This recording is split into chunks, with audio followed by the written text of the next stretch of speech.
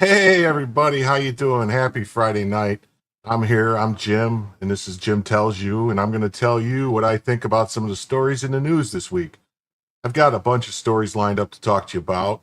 Some of them you might have heard of, some of them you might not have heard of. I'm going to start back a couple days. We're going to put it this way.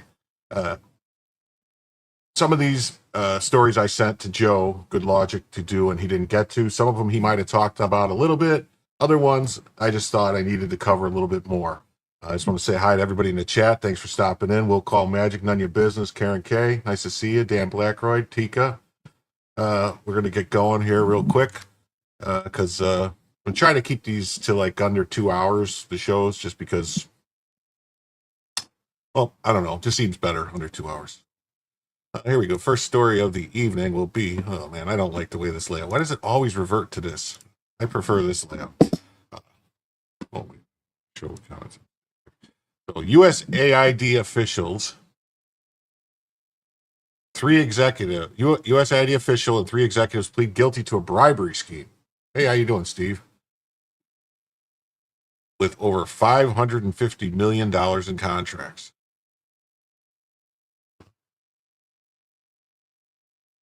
The United States Agency of International Development, USAID official, as well as 3 corporate executives have pleaded guilty in a decades-long bribery scheme connected to over $550 million in contracts. Surprise, surprise, surprise. USAID had some fraud and some bribery and some other stuff going on. My damn chair.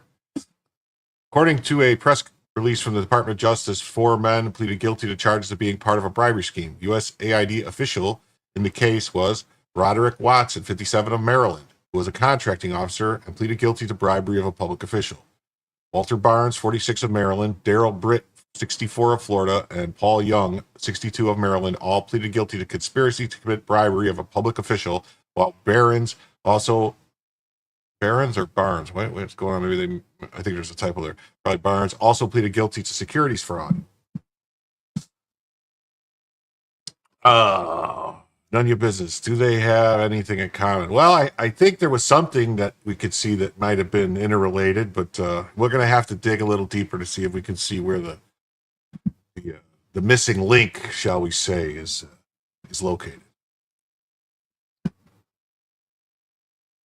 Barnes and Britt were owners of the PM Consulting Group, LLC, doing business as Vistant, as well as Aprio Incorporated, respectively, while Young was a subcontractor for both Vistant and Aprio. Both firms were certified businesses with the Small Business Administration's 8A contracting program.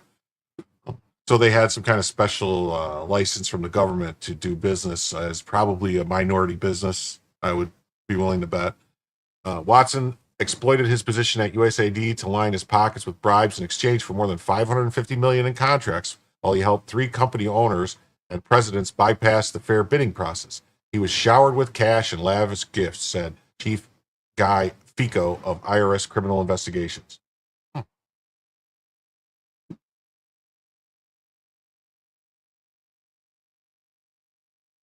According to court documents cited by the DOJ, while Watson was working as a contracting officer for USAID in 2013, he agreed with Britt to receive bribes so that contracts would be awarded to Britt's company, Aprio.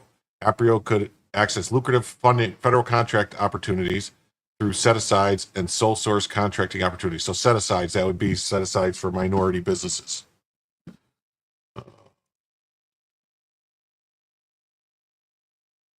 Aprio could, and sole source contracts exclusively available to eligible contractors without competitive bid process, the DOJ said. Vista was a subcontractor to Aprio on one of the contracts awarded through Watson's influence. The DOJ said in a press release after Aprio became ineligible for the SBA 8A program, the scheme changed so that Vistant became the prime contractor with USAID, and Aprio was the subcontractor of contracts awarded by Watson between the years 2018 and 2022. So they had this thing where they were basically like one company would be the main company, and then they would subcontract to this company, and then when this company got in trouble for shady stuff, or people started to look away, what's going on here? And then they switched it up and said this company's the main company, and he'll subcontract to this. So it's double dipping kind of type of thing. Hey JD, how you doing? Britt and Barnes paid bribes to Watson that were often concealed by passing them through Young, who was the president of another subcontractor to Aprio and Vistant, the DOJ added. Bribes such as cash, laptops, NBA game tickets, down payments on homes. I mean, how many homes are we talking? What's going on here? Cell phones as well as jobs for relatives were all bribes given to Watson, which were valued at over $1 million in the scheme. Shady. Watson would then make a variety of actions in order to get contracts awarded to Aprio as well as Vistant. Watson is facing 15 years in prison. Young, Britt, as well as Barnes are facing 5 years in prison.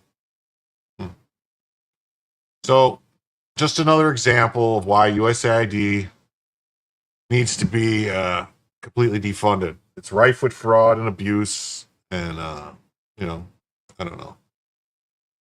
There's got to be some kind of connection between all 3 of these people. Maybe, I don't know, if someone could figure it out. Maybe they all went to school together. Maybe they're from the same neighborhood. Maybe, who knows? I mean, it's not very often that people would just bump into each other and come up with a scheme to commit fraud and stuff. There has to be some kind of shared background or something.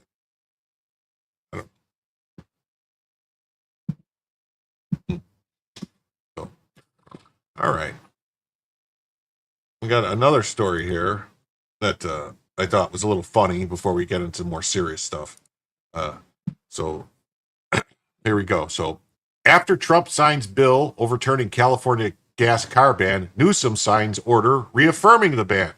So basically you have this thing going where California thinks it's its own country and it can do whatever it wants, and it's been trying to do it, and they've been really overstepping their bounds and doing stuff which is bordering on what I would consider to be insurrection, rebellion, open rebellion, sedition. I would think there's, maybe some federal agency, maybe the Department of Justice or someone, FBI, should be looking into what the heck is going on with all these California officials who think they could just do whatever they want, that the federal government, federal laws don't apply to them. That basically like, this is California, we could do whatever we want. California, we don't have to abide by federal law. It's kind of what seems to be happening. So I don't know. I don't think this is a story about this. They keep doing this. This thing does this all the time. So it says, immediately after Donald Trump signed a congressional bill overturning California's 2035 gasoline-powered car ban, Governor Newsom ordered the state to continue with the phased-in ban. So this wasn't just like an executive order that President Trump signed. This was a bill passed by Congress, voted by Congress, all for House and Senate, signed by President Trump. It's a law. It's not an executive order. This is an actual law that was signed by President Trump, because California just decided out of the blue that they had the power to tell the whole country that we could no longer have gas-powered cars. I mean, don't people think that's kind of crazy that California thinks they could get away with just telling us that, that they could, tell us what kind of cars we can have? Like I don't have anything against electric cars. I think Teslas are awesome. I mean, but I don't want to be forced to have a Tesla because what if I want to drive across country? You got to find places to stop and plug it in. You got to wait for it to charge. I'd rather just have gas to be, it's a lot easier. Anyway, so here's what he said. We won't let this illegal action by Trump and Republicans in the pockets of polluters stand in the way of common sense policy to clean our air. It's not illegal. It was passed by the Congress and the Senate and signed by the president. It's a law that makes it the law. How these people just want to throw these words out like illegal. Why? It's illegal because you don't like it? It doesn't make any sense. Newsom said in a statement, I'm signing an executive order to keep California on track with our world-leading transition to cleaner cars. Wait, so he's signing an executive order. I thought executive orders were bad. I thought that made you a fascist. So Gavin Newsom's a fascist in California. He's a California fascist, I guess, and he thinks he could tell the rest of the country what to do. California Republicans say this standard is unrealistic and that the infrastructure and funding do not exist to meet the governor's standards. California faces many challenges in reaching another unrealistic goal set by the governor. This includes not enough energy capacity, poor infrastructure, and too few public electric charging stations, said Senate Transportation Committee Vice Chair Tony Strickland of Huntington Beach to the Center Square. Currently, we need at least 2.1 million public charging stations to meet the early mandate. And California has fewer than 200,000. Yeah, it's like, didn't the federal government spend billions of dollars for charging stations and they built like 7 of them? Pete Buttigieg, right up there with the internet, the high-speed internet that they spent billions on, 45 billion, and didn't connect anybody's house. These standards have been adopted in part or in whole in 17 states with the Advanced Clean Cars 2 passenger vehicle regulations, which bans the sale of new gasoline-powered in 2035, adopted by 12 states, including California and the District of Columbia. See, the District of Columbia shouldn't be able to do anything. They should have no more rule over themselves. It's just ridiculous.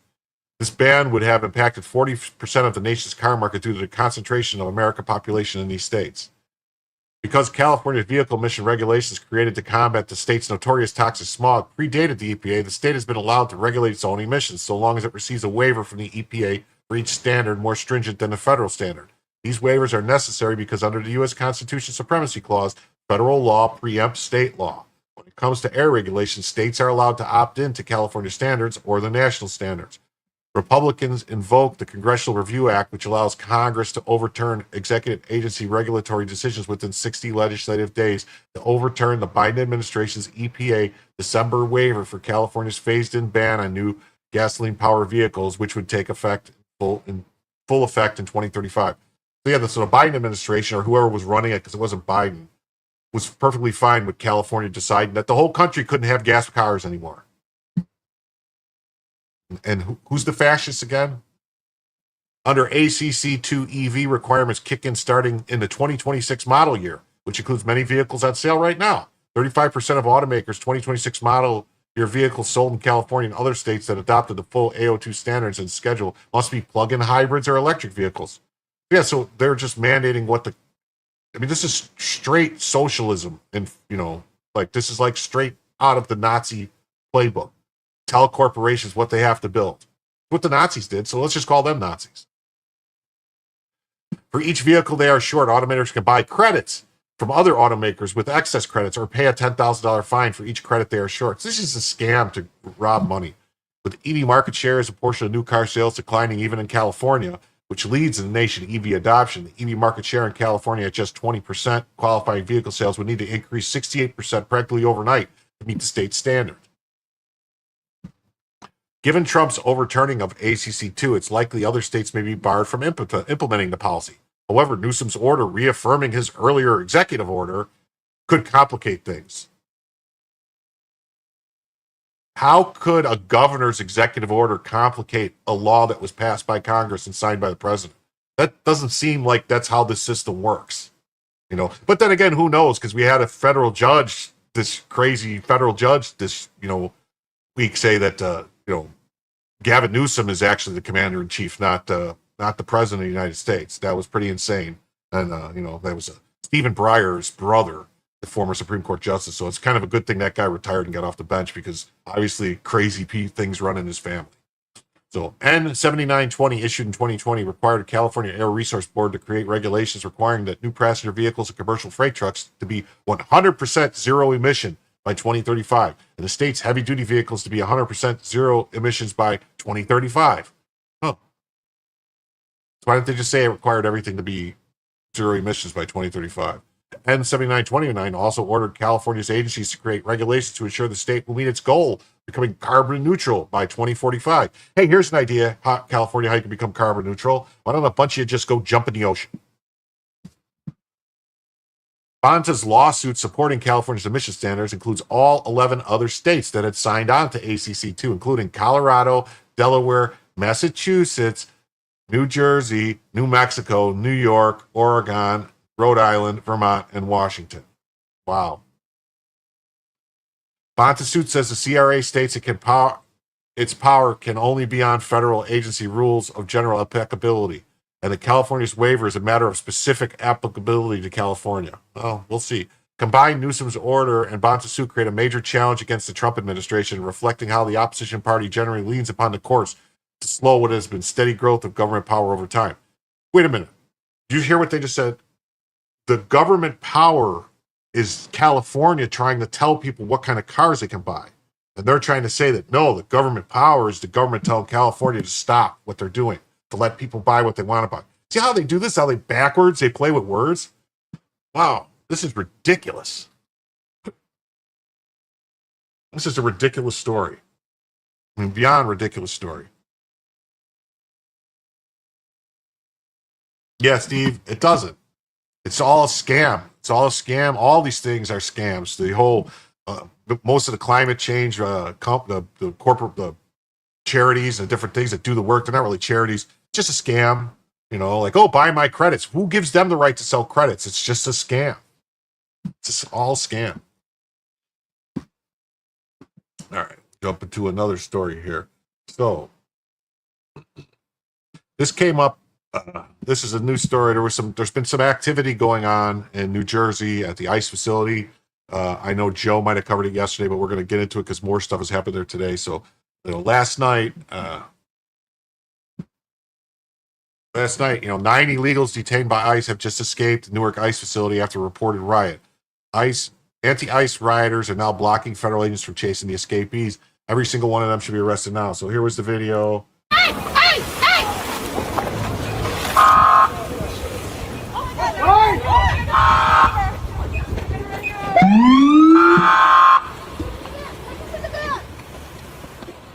Anyway, we're not going to watch this whole thing because, it's basically the cops moving them out of the way.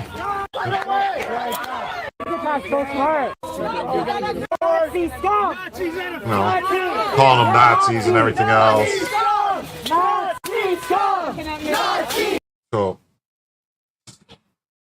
So that was last night. Now today,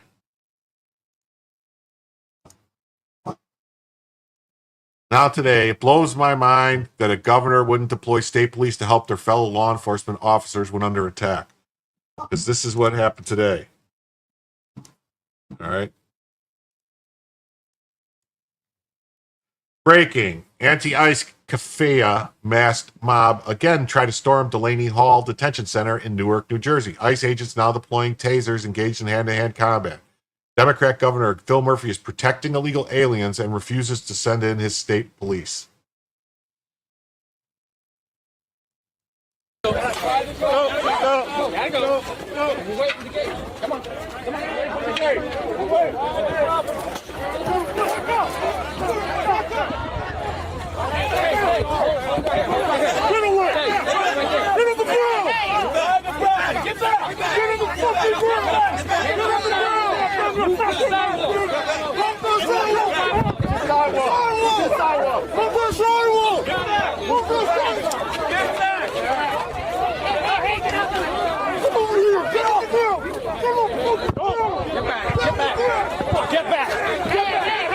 This is just It's just crazy that they're forced to do this. These people, all of these people, should be basically in solitary confinement for 2 to 3 years. I mean, this is no different than January 6th. This is actually worse because they're trying to break prisoners out.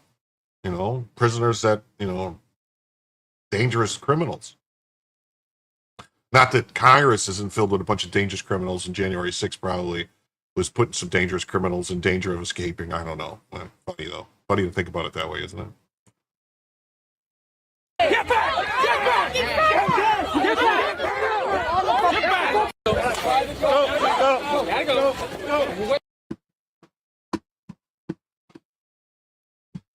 back! Steve, I haven't really seen any reports of any major riots happening right now tonight. I'll keep an eye on it. If I see some, I'll pull it up. If anyone sees anything, if they pop it in the chat, I'll try to find it. But so this was today, earlier today. Dapper Detective, a good follow on Twitter. Okay. Every nice detention center needs bloodthirsty canines. Deploy them to bite the crap out of these insurrection mobs. All right.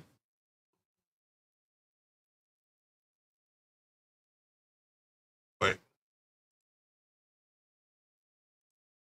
Okay, here we go. ICE arrest. After hours of far-left activists blockading the detention facility, preventing entry and departures, agents come out to clear them away. One protester is taken back with them inside. Newark, New Jersey, Delaney Hall. This is the same place that congresswoman went and started punching and elbowing and pushing agents, and she got indicted for 3 felonies. Move off the barricade. Move off the barricade. Move off the barricade. Get to the street. Get to the street. Get her to the street.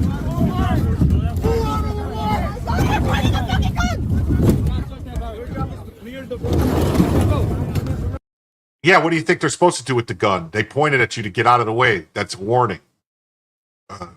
They think this is a game? You're not playing a game. Somebody does something stupid and throws a dangerous weapon at them, or someone else points a gun at them. People are going to end up in the hospital. That's what's going to happen. This isn't like LARPing, a game your kids are playing. This is serious.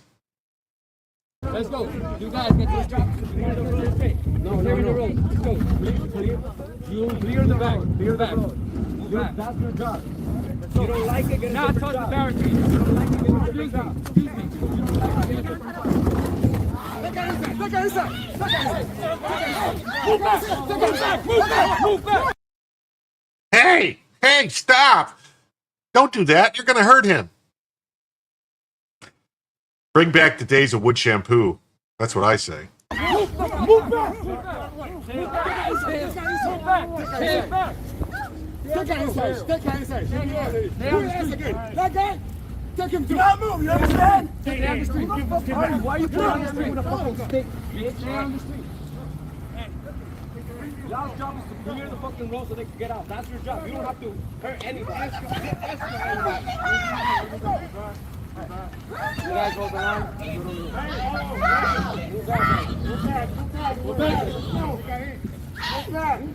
Put my rod again and take that.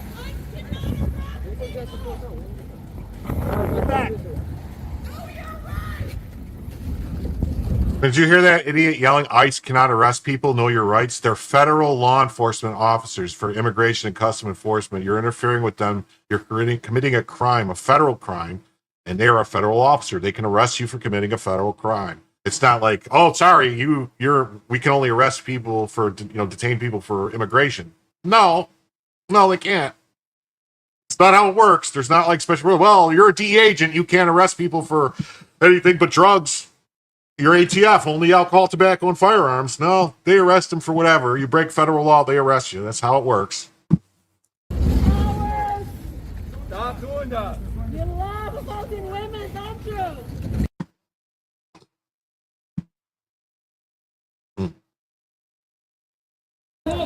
So that is today, going on today, as we speak. And all of this stuff, believe it or not, is a plan. It's the Democrats have a plan. All right.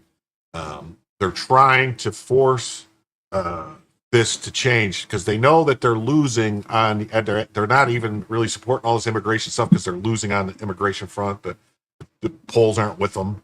They don't have the support. You know, the American people overwhelmingly, you know, it's like 60% of the American public want all illegal aliens deported, all of them. Get them out.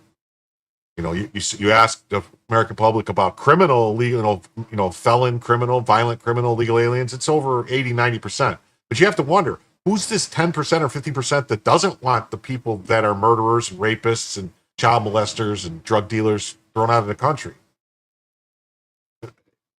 What is going on? Who are they talking to?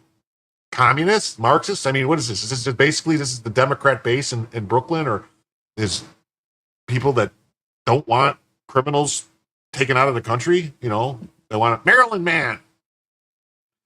But so we have this here. Dems messaging pivot. Facing potential political fallout from images of the LA protests, Democrats are shifting the conversation away from immigration to focus on President Trump's use of executive power.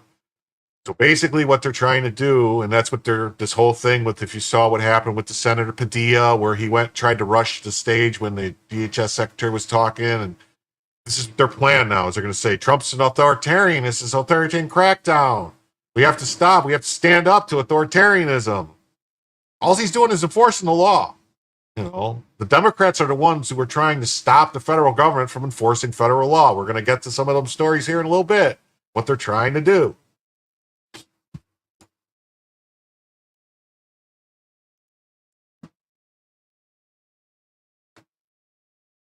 So yeah, here's Politico. It says it's a winner for him. Dems work to turn LA debate from immigration to Trump's executive power.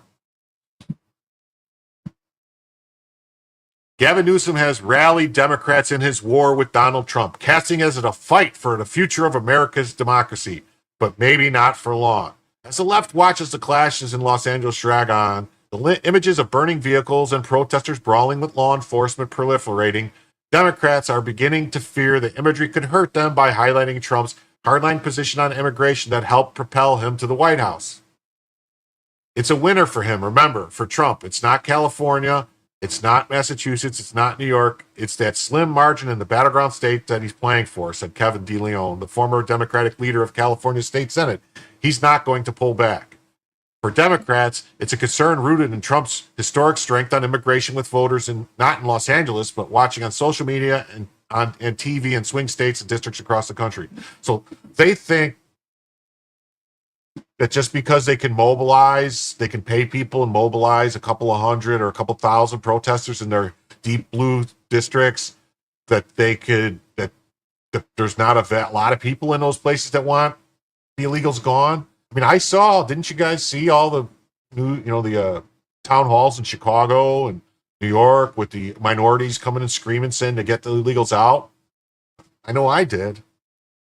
African Americans aren't really too happy about all the money that Democrats have been spending on their new, I don't want to call them pets, but their new their new toys that they enjoy playing with the illegals. But they'll tire of the illegals soon, and then they'll throw them on a heap with the rest of the people the Dems are tired of. The Dems seem to be tired of the Israelis and the Jews, and the Dems are tired of the African Americans, and just now they're on to the illegals because they think they can. The illegals really need them because to stay in the country, they need the Democrats, so the Democrats can rely on them, and count on them to not vote because, voting's illegal for illegals. But is it? Is it really? Because there was just a vote in Congress, and 198 Democrats voted against a law saying that illegal aliens can't vote in D.C. local elections. Isn't that crazy, huh? Why would they want them to vote? Wow. Like they're telling you.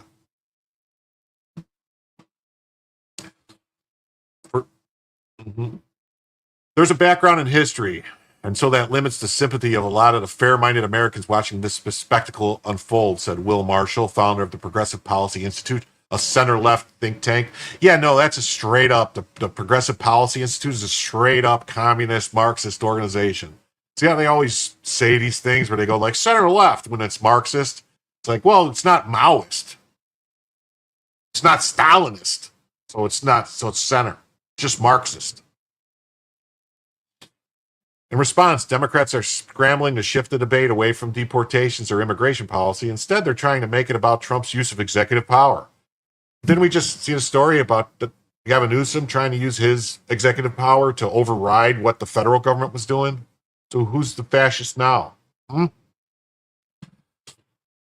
And they're arguing that the president's sweeping and unconstitutional overreach.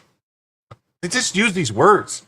Newsom, in a speech Tuesday night, delivered an ominous warning claiming Trump is marching towards authoritarianism. He also mocked the president's plan to hold a military parade with thousands of soldiers on Saturday in the streets of Washington, D.C. All right. Anyone could go and Google this. The parade, the planning for this parade began almost 2 years ago. This parade is for the 250th birthday of the United States Army. Trump didn't just come up with this. The Army and the government had been planning this. If Trump didn't win, there was still going to be a parade. The difference would be maybe they weren't going to have tanks or, and pieces of equipment. They were just going to have people marching down the street. And Trump said, no, we want to have tanks. We want to have the vehicles. We want to make it a big show. So that's the only difference. But there was always going to be a parade for the 250th birthday of the Army. That's a fact.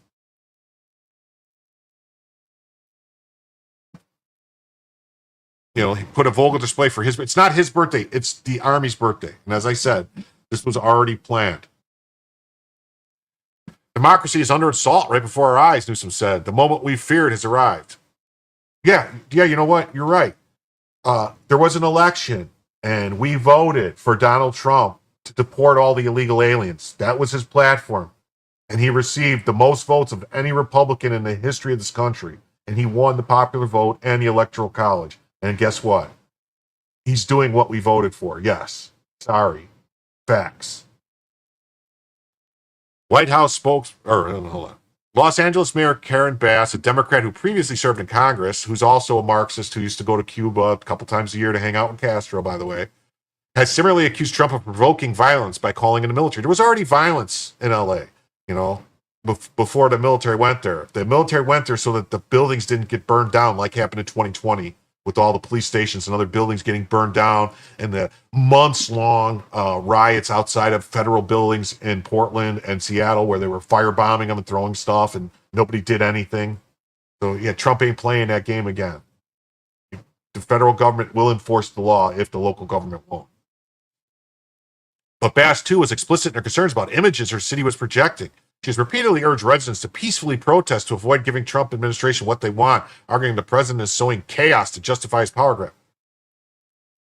These people are so frickin' delusional. White House spokesperson Abigail Jackson accused Newsom of trying to distract from upheavals on the streets of Los Angeles. Gavin Newsom is desperately trying to turn the conversation away from the wall-to-wall coverage of how he enabled lawless, violent riots against American law enforcement in support of criminal, illegal aliens, she said in an email.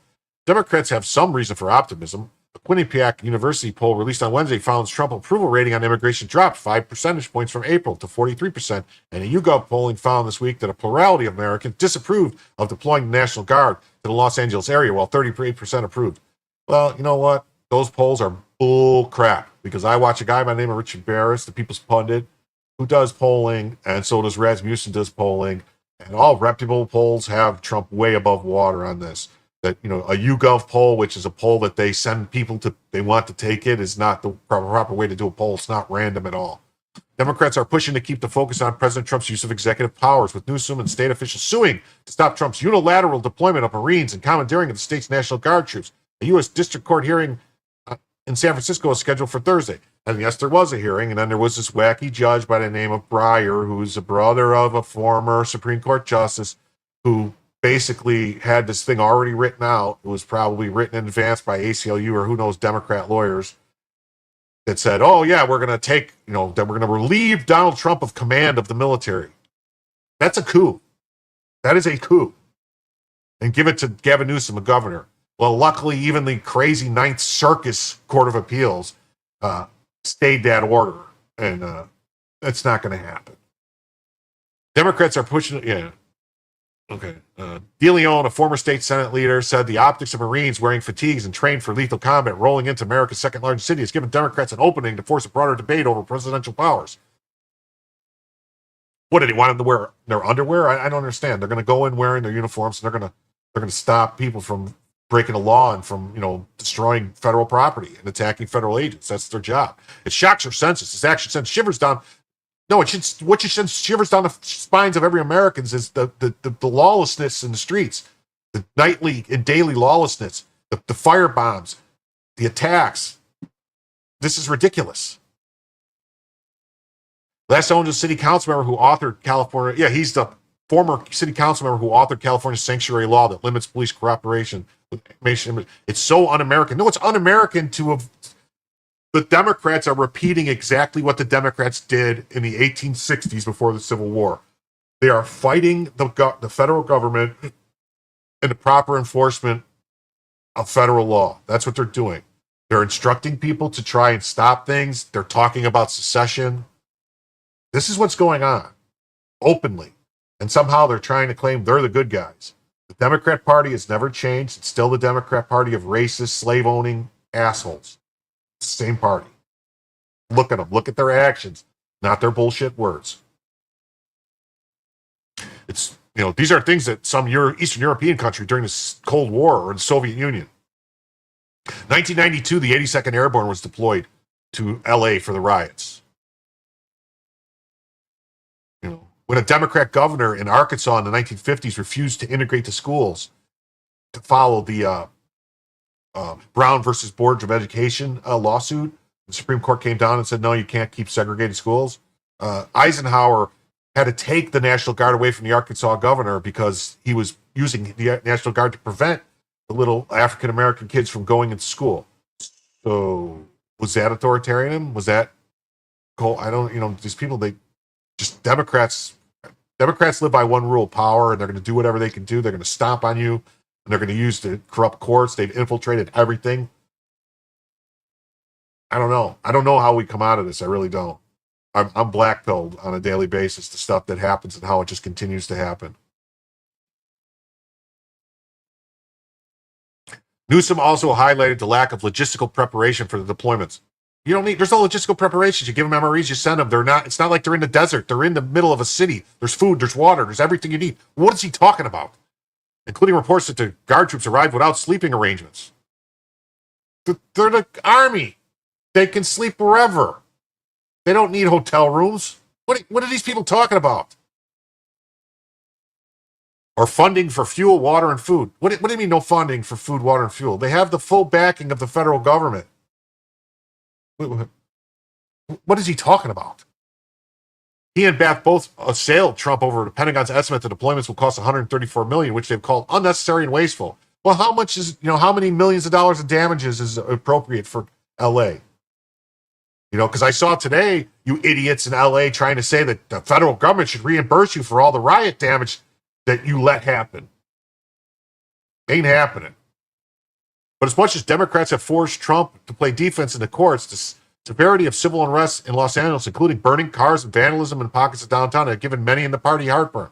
Gavin Newsom take control of the situation. Former Ohio Rep. Tim Ryan, a Democrat, told Politico, the more the national brand is aligned with this level of instability and defending people that are beating up cops, the national storyline, the national brand is not going to be good for candidates. In a post on Truth Social on Wednesday, Trump said, if our troops didn't go into Los Angeles, we'd be burning to the ground right now. Yeah, probably would be. They would have definitely tried to burn down some of these facilities. I mean, they're breaking people out of federal facilities in New Jersey. I mean, what's Trump got to do? Send the National Guard there too? I mean, it seems like what he's going to have to do. He's going to have to do it. And then you got all these governors in these states saying how they'll fight the federal government. They'll run through the federal government. They're not going to do that. I control this. They think that, no one tells me what to do. We'll see. We shall see. Some Democrats insist they aren't thinking about the political calculation. Oh, yeah, sure they're not. Rep. Lou Correa, who represents nearby Orange County, flew home from Congress Monday night to deal with the havoc that the immigration actions have wreaked in his Santa Ana, heavily Latino suburb that is hit by ICE sweeps, including raids targeting day laborers at Home Depot. That's a lie. There was no raids at a Home Depot. It's a complete lie. A fabrication. They busted a cartel drug and money laundering operation. That's what happened. They staged at a Home Depot and went and raided somewhere else. That's all they did. It's all a lie. That's all they do is lie. Oh, Kelly, thank you very much for the $5. Kelly C says, thank you for the stream. Well, I appreciate it. I aim to please, and I hope you guys enjoy it. Please leave a comment. Let me know if there's anything. If there's any stories you'd like me to cover, let me know. Oh, thank you. Thanks for hitting the plussy. I don't know how the message is of the Democrat Party, but I can tell you as a member of Congress that my message is essentially these are hardworking individuals. I mean, this is terror in our community. Oh, see, they basically just want us to not deport illegal aliens. It says, oh, you can't. It's scary. They're scared. The illegal aliens don't want to go home. When I know they don't want to go home, but they have to go. Protests over escalating ICE sweeps are now spreading to other blue cities. Yeah, it's all organized. It's all the Democrats doing it. It's Act Blue. It's Soros. They're doing this on purpose. This is the same stuff they did when all the protests that showed up during 2020. They did the same thing. It just kind of got out of control in 2020 on them. It's going to get out of control with them this time too. The problem is that Trump's not worried about re-election. He's not. He doesn't have to get reelected. So all he's got to do is defend the Constitution and protect the rights of the citizens of the United States and keep them from living under what is basically the brown shirts. These are the Democrat Party's brown shirts out there in the street burning cars. Each one of these Waymo cars costs between $300,000 and $400,000. So how many millions of dollars was lost right there? In the Pacific Northwest, Portland Mayor Keith Wilson said his city is hoping to avoid the spectacle of Los Angeles by preparing its police force to tamp down unruly protesters. He said the city learned that lesson after it became a Republican target over its handling of the 2020 racial justice protests when Trump sent in the Department of Homeland Security agents. Yeah. Oh, yeah, Portland. Yeah, they really had a control on Portland.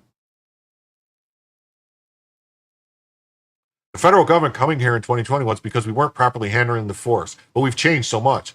When similar protests transpired in Seattle last year, then Governor Jay Inslee activated the Washington National Guard. Now the city is preparing for the possibility that troops could be sent without the invite of newly elected Governor Bob Ferguson, another Democrat. House Armed Services ranking member Adam Smith of Washington, whose district includes part of Seattle, casts a stark contrast between the 2020 protests in the Northwest and the current protests in Los Angeles or Seattle. Things were out of control in Seattle in 2020. There's no arguing that. This is an entirely different thing. This is the president superseding local and state authority to bring in the military when they're not needed. If the president says they're needed, they're needed. That's the end of the story. Sorry. That's what the Constitution's for. President's responsibility to make sure that the federal laws are being enforced. He could use whatever force necessary to enforce federal laws. It's in the Constitution. It's a take care clause. It's also the Insurrection Act. It says, hey, you guys screw around, we're coming. California Democrats argue Trump's deployment of the military wasn't triggered by an ineffective law enforcement response in the Los Angeles area. They were getting attacked and pelted with firebombs and fireworks for over 2 hours. And nobody showed up. The LA County Sheriff's, there's videos of the cars being trapped under overpasses, getting firebombs, and how many cars did LA lose, LA Sheriffs and LA Police Department? 20, 30, 50? We know that we saw videos of them burning police cars in the parking lots. They were attacking the police headquarters. They couldn't do nothing about it. Yeah, sorry. If the police headquarters is getting the windows knocked out, they don't have control.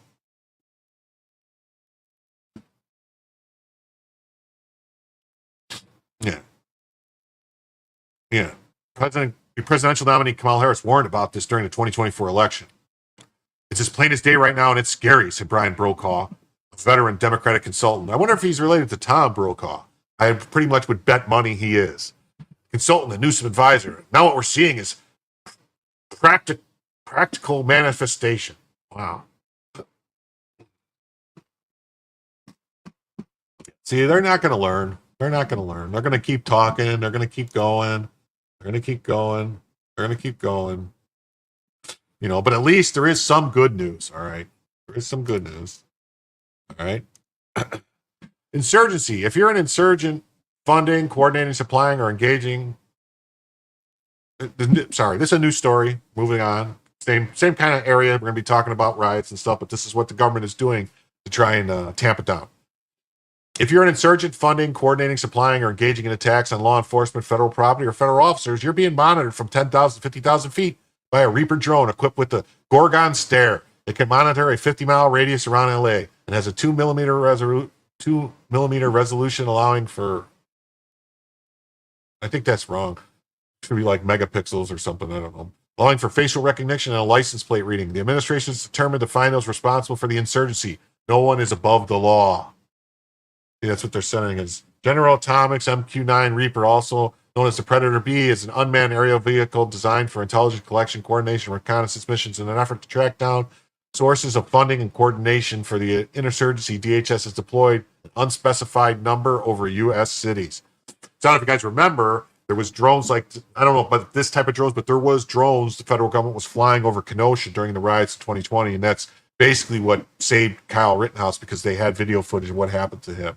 And it took a long time for someone to have to basically drop it off, secretly, so that no one knew what happened, because they were trying to avoid getting caught up in what they were doing. But, thank God they had that to protect, save Kyle from getting convicted.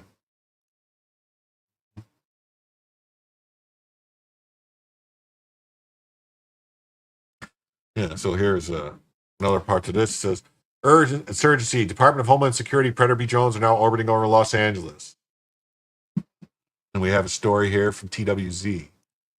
Department of Homeland Security Predator B drones are orbiting over Los Angeles. Department of Homeland Security is using the most powerful and persistent eyes in the sky as part of its response to the unrest in LA. Makes this a little bigger. TWZ Newsletter. U.S. Customs and Border Protection has been flying its Predator B drones, also commonly referred to by their military variant designation MQ-9 Reapers, over Los Angeles as part of the U.S. government's response to the unrest there. The agency confirmed to us on Wednesday the flights are in response to protests that escalated to violence on multiple occasions following a massive operation by Immigration and Customs Enforcement last Friday.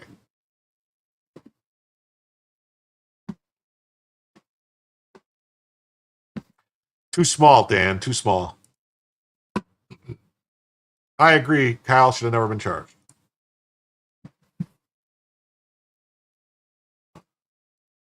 Yeah, that's how it works, Steve. You get a 2% raise in Social Security, they'll raise your Medicare by 4% or something. You never can get ahead.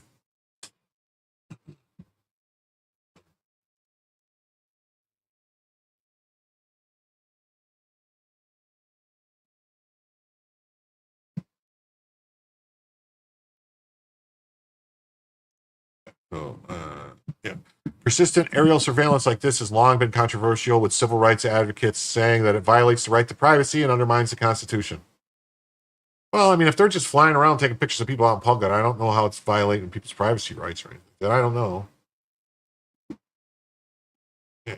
Oh, for the people on Rumble asking why you can't rewind, it's Rumble has some kind of DVR feature or something where it's like a box you check that says, do you want high quality recordings? And if you want like actual HD recordings, you have to check this box. And then because I guess they don't have the bandwidth for it, that if you're going to record in HD, you can't, they can't rewind or something. I don't know. At the same time, the fact that the drone is doing is largely evokes a uniquely upsetting response. While the using the Predator beams over urban locales is rare, it's not unprecedented, and manned platforms do this kind of work every day across the country. CBP's Air and Marine Operations MAO MQ-9 Predators are supporting our federal law enforcement partners in the greater Los Angeles area, including Immigration and Customs Enforcement. Spokesman John Mandel told us Wednesday afternoon in response to our query earlier this week. Additionally, they are providing officer safety surveillance when requested by officers. AMO is not engaging in surveillance of First Amendment activities.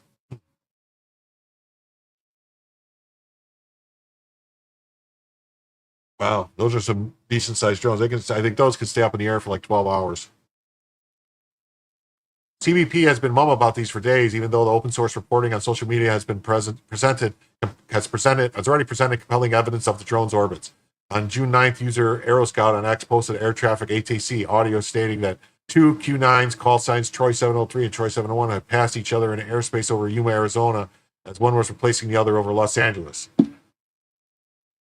Yeah. A short time later, Alaska Flight 1020 was given a traffic advisory for drone traffic. There you go, Aeroscout saying that they saw the drones flying. While there has not yet been any explicit identification of the Q9s as CBP Predator Bs, Troy is known Department of Homeland Security call sign. Troy 314, a CBP multi-role enforcement aircraft, MEA, based on the Beechcraft King Air 350ER twin engine turboprop, and a CBP Black Hawk helicopter using call sign Troy 212 were also tracked over Los Angeles this weekend.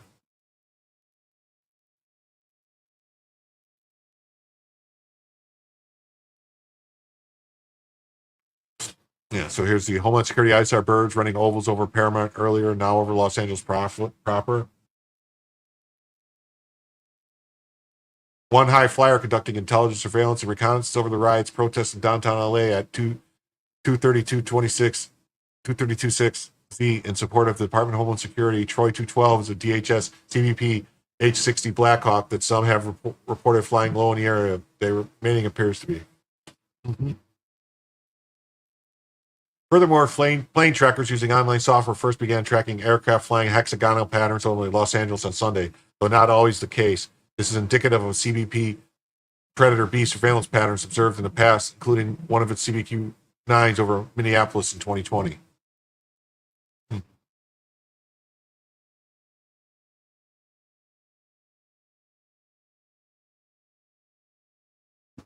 CBP has MQ-9s at 3 locations: the National Air Security Operations Center in Sierra Vista, Arizona, located at Fort Huachuca, San Angelo in Texas, and Grand Forks in North Dakota. What specific version or versions of the CBP-B Predators have been flying over Los Angeles is unclear. The Troy 701 call sign was tied to a particular tail number, CBP-113, back in April, but it's not clear if that same drone has been using the call sign in the past few days. CBP-113 is what the CBP refers to in the past as a Guardian maritime mission version of the Q9, which features a Raytheon Seaview multimode radar under the central fuselage and includes surface search and synthetic aperture radar (SAR) imagery modes. SAR images are highly detailed maps of the surface below, which can be produced day or night despite any cloud cover, smoke, or dust. Guardian maritime mission drones have also electro-optical and infrared full-motion video cameras in the turret, under the nose, as well as data links capable of sending imagery and radar tracks back to control stations on the ground in near real time.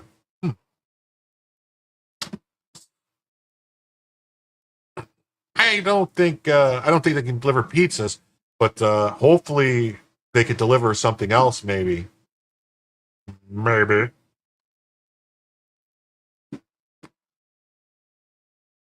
CBP's Predator B fleet, which consists of around 8 drones, includes at least 2 other versions. There are baseline types that feature the same sensor turret as the Guardian maritime mission versions, but with smaller Lynx SAR-capable radar rather than the more powerful Seaview. Also worth noting that these drones, as well as CBP Predator B in general, are sometimes confusingly referred to as Predator Bs. This is a holdover from the manufacturer General Atomics' original nomenclature for the drone, which evolved from the iconic MQ-1 Predator A. One of these Predator Bs was identified as the type that flew over Minneapolis in 2020. 66-foot wingspan, 36 feet long, maximum takeoff weight is 10,500 pounds. Airspeed and loiter 240 plus, loiters 110 knots. 21 hours it's endurance, so almost a full day it could stay up in the air. Yeah, so I don't know. It doesn't say what kind of weapons it could carry. CBP also has a variant that blends features with the other 2 types. All CBP Predator Bs are unarmed. Oh, but can carry additional podded sensors under their wings. And drones are part of a much larger response to the ongoing unrest as protesters clash with law enforcement who appear to use tear gas and fire non-lethal rounds towards some groups of demonstrators. Some rioters pelted the LA police with rocks. Well, some of them threw firebombs, too. Mm-hmm. Responding to President Trump's directives, U.S. Northern Command, NORTHCOM, on Monday said it was activating a Marine infantry battalion that was placed on alert status over the weekend. Approximately 700 Marines with the 2nd Battalion, 7th Marines, and the 1st Marine Division will seamlessly integrate with the Title 10 forces under Task Force 51, who are protecting the federal personnel and federal property in greater Los Angeles area. The activation of the Marines is intended to provide Task Force 51 with the adequate number of forces to provide continuous coverage of the area in support of the lead federal agencies. Task Force 51 is the U.S. Army North's contingency command post, which provides a rapidly deployable capability to partner with civil authorities and DoD entities in response to Homeland Defense and Homeland Security operations. Is commanded by Major General Scott M. Sherman. I wonder if he's any relation to the General Sherman, who marched all the way to the ocean. Sherman's march through Georgia.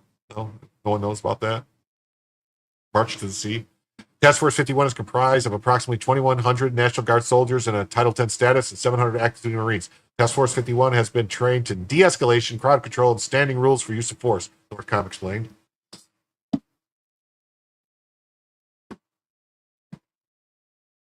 The activation of the Marines follows the directive by Trump issued on Saturday, invoking an illegal provision allowing him to deploy federal service members when there's a rebellion or danger of rebellion against the authority of the government of the United States. Well, I think we've met that standard.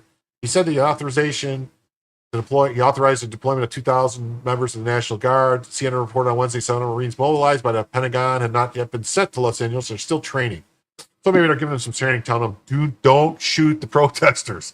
Don't shoot the protesters. That's probably what they keep telling the Marines. Don't shoot the protesters.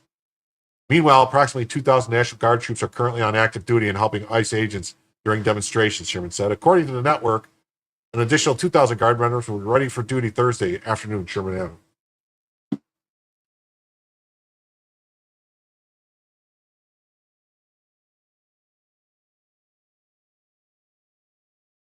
Says Marines on standby outside. Protests pop up across the U.S. That says National Guard. It doesn't say Marines. California government has decried Trump's response, saying, no, I want to do it. I'm the boss. I'm going to be big boss, and I'm going to take care of it. There's a precedent for use of these unarmed surveillance assets to watch over large demonstrations that we reported at the time. We noted earlier in this piece that Predator B orbited around Minneapolis in 2020 as the city saw increasing violence, protests, and the killing of George Floyd when he was being arrested in Minneapolis Police Department. The use of persistent aerial surveillance by law enforcement personnel has long been a controversial topic. Civil liberties advocates say that these and other mass surveillance activities violate the right to personal privacy and undermine constitutional protections against unlawful searches. Well, I don't think that, if they're flying up in the air and people are outside and they're just taking pictures of everybody, I don't see, you have no right to privacy outside walking around. I'm sorry. That's already been Supreme Court precedent. You don't. On Wednesday, CBP attempted, I don't know if I agree with, personally, if I like it, but that's just the fact. You don't. If you're out in public, you have no right to privacy. On Wednesday, CBP attempted to address these concerns. AMO does not possess or use facial recognition technology on any. Oh, why not? On any of its aircraft. AMO does not own or have access to any facial recognition algorithms or software. Well, maybe they're just taking pictures and then they can pass it to somebody that has the software. Maybe. In addition, onboard cameras cannot provide enough resolution or detail to identify a person. Oh. That is to discern physical characteristics such as height, weight, eye color, hairstyle, and facial images, or to discern a vehicle license plate. The cameras can be used to discern rough details such as clothing color, presence of a backpack, or in some cases, whether an individual is carrying an unconcealed weapon that may pose a threat. Well, they need better drones then. Still, use of these drones over civil areas, civil unrest, almost certain to further fuel debate. With protests against the Trump administration's immigration acts spreading in other cities, we will likely see the use of these drones and other aerial surveillance assets deployed elsewhere as well. I hope so. Deploy them all. Send them everywhere. Send them everywhere. All right. Well, we're right at the 1 hour mark. So I'm going to say goodbye to the people on Facebook. I'm going to say goodbye to the people on Twitter. If you want to continue to watch for another hour or so, come on over to YouTube if Jim tells you, or come on over to Rumble at Jim tells you, where the show will continue. But at this point, goodbye Twitter and goodbye Facebook.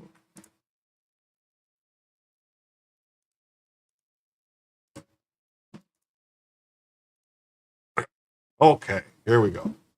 So, next story we have is something that came up a little earlier in the week, but nobody really talked about it.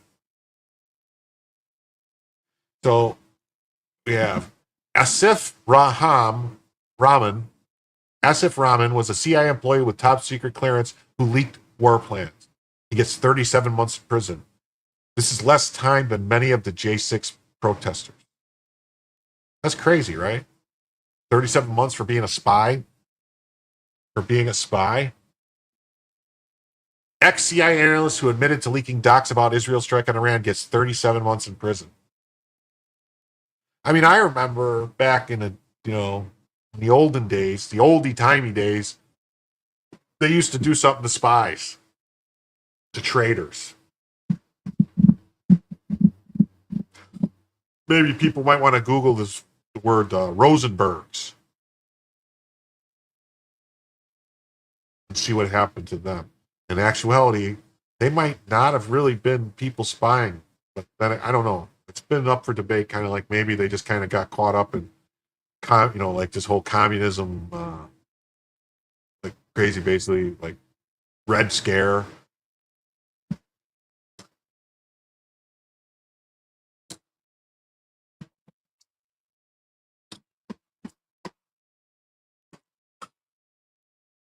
Well, here it is. Former CIA analyst sentenced to over 3 years in prison for unlawfully transmitting top secret national defense information. This was Wednesday, so. A former CIA analyst was sentenced today to 37 months in prison for unlawfully retaining and transmitting top secret national defense information to people who are not entitled to receive it. Information which was publicly posted on social media platforms in October 2024. So he must have pled guilty and took a plea. According to court documents, Asif William Rahman, 34, of Vienna, was an employee at the CIA. Wait, this guy wasn't even American? He was from Vienna? What? Was an employee at CIA since 2016 and had top secret security clearance with access to sensitive compartmentalized information, SCI, until his employment was terminated after his arrest. Well, I would hope they would terminate his employment after his arrest. For months, this defendant betrayed the American people and the oaths he took upon entering his office by leaking some of our nation's most closely held secrets, said John Eisenberg, Assistant Attorney General for National Security. As this case demonstrates, the Department of Justice will continue to protect our nation by vigorously investigating and prosecuting leakers who compromise our national security. Asif Rahman violated his position of trust by illegally accessing, removing, and transmitting top secret documents vital to the national security of the United States and its allies. Okay, said Eric S. Siebert, U.S. Attorney for the Eastern District of Virginia. The urgency with which Mr. Rahman was identified, arrested, and charged and prosecuted is a testament to the commitment and professionalism of the investigators and the prosecutors who brought him to justice. This case should serve as a stern warning to those who would choose to place their own goals over their allegiance to our nation. By stealing and divulging classified information and then attempting to conceal his crimes, Asif Rahman not only violated the law, he also betrayed his oath as a government employee and his responsibility to the American people, said Assistant Director Roman Rozovsky of the FBI's Counterintelligence Division. Now he will pay the price for putting Americans' lives and U.S. national security at risk. Let this be a warning to all clearance holders. The FBI will exhaust all avenues to find and bring to justice anyone, no matter who they are, who endangers our nation by disclosing sensitive information without authorization. On October 17, 2024, Rahman accessed and printed 2 top-secret documents containing national defense information regarding a U.S. foreign ally and his planned actions against a foreign adversary. Does anyone think they know who that was and what that was? I think it's timely because I think that ally just kind of did something to that adversary, like yesterday.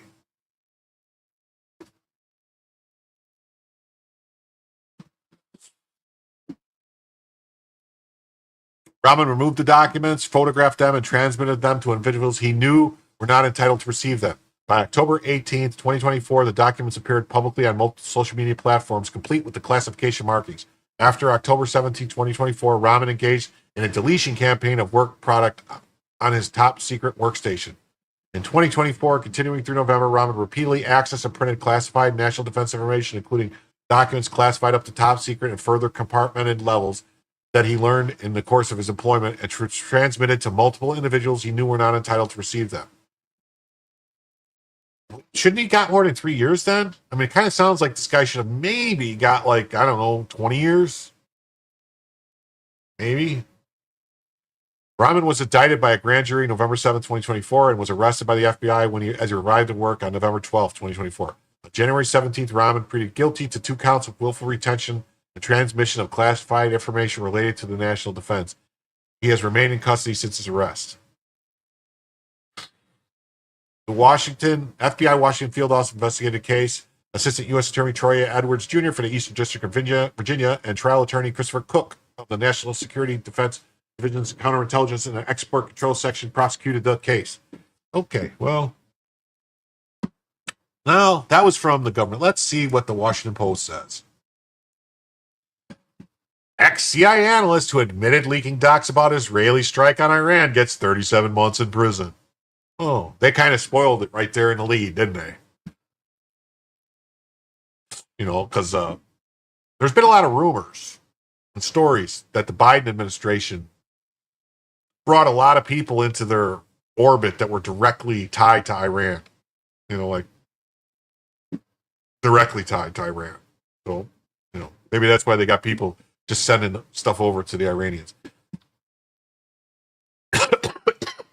Sorry, man. Wow, how did I just lose all those people? What did I do? All of a sudden, just 20 people left? That's wild.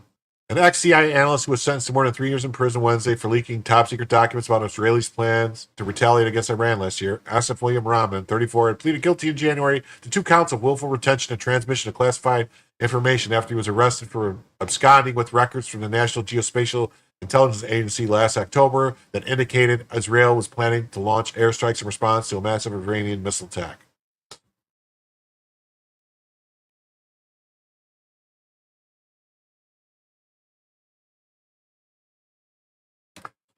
Rahman, who had been a CIA employee since 2016 and had access to top secret documents, leaked the stolen information on social media platforms, forcing Israel to delay its attack. He was sentenced to 3 years and 1 month. So this guy came into the CIA during Obama. Oh. He was sentenced to 3 years and 1 month in federal prison by U.S. District Judge Pulitzer Talver Giles, which is less the government demanded. And of course it was. Yeah. All right. Okay.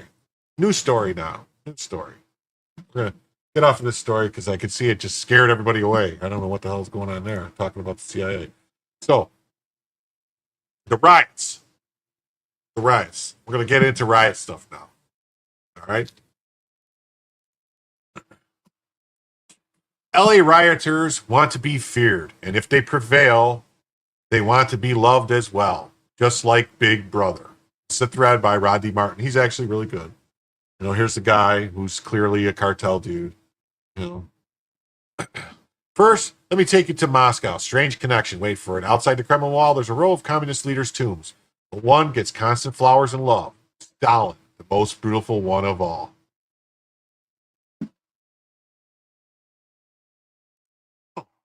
Thanks, Jay Schwalbach. Thanks for stopping by. That's crazy that Stalin still gets flowers. Key. People don't just fear Stalin's memory, they love him. Why? Because fear and love are closer than you think. Machiavelli knew this centuries ago. Orwell understood it in the 40s, and Democrats understand it today. As Democrats have done time and time again, the LA rioters are following the same playbook. They're not just causing chaos, they're sending a message. They want you terrified to oppose illegal immigration. They want you terrified to oppose them. Follow the money. Why are Newsom and Bass really supporting these riots? Dem states would lose massive political power if illegals are deported. Illegal aliens add to blue state census numbers. That means more U.S. House seats, more presidential electoral votes, and more government grants. The radical left strategy is a time-tested and clear. Create chaos, instill fear, force compliance, demand acceptance. Sound familiar? Liberating tolerance then would mean intolerance against movements from the right and toleration of movements from the left. See? Herbert Marcuse. Here's what they don't want you to realize. This isn't about human rights or compassion. It's about raw political power. Just like Stalin's Russia or Orwell's Oceania. They know exactly what they're doing. They always have. The end game, they want you to love them after fearing them, just like the Russians bringing flowers to Stalin's grave. History repeats itself. You will be forced to love Big Brother. The illegals are a means for Democrats to establish one-party rule. They'll defend them to the death. They will kill to get their way. This is about creating a revolution where fear leads to forced love. It's dystopian and it's very real.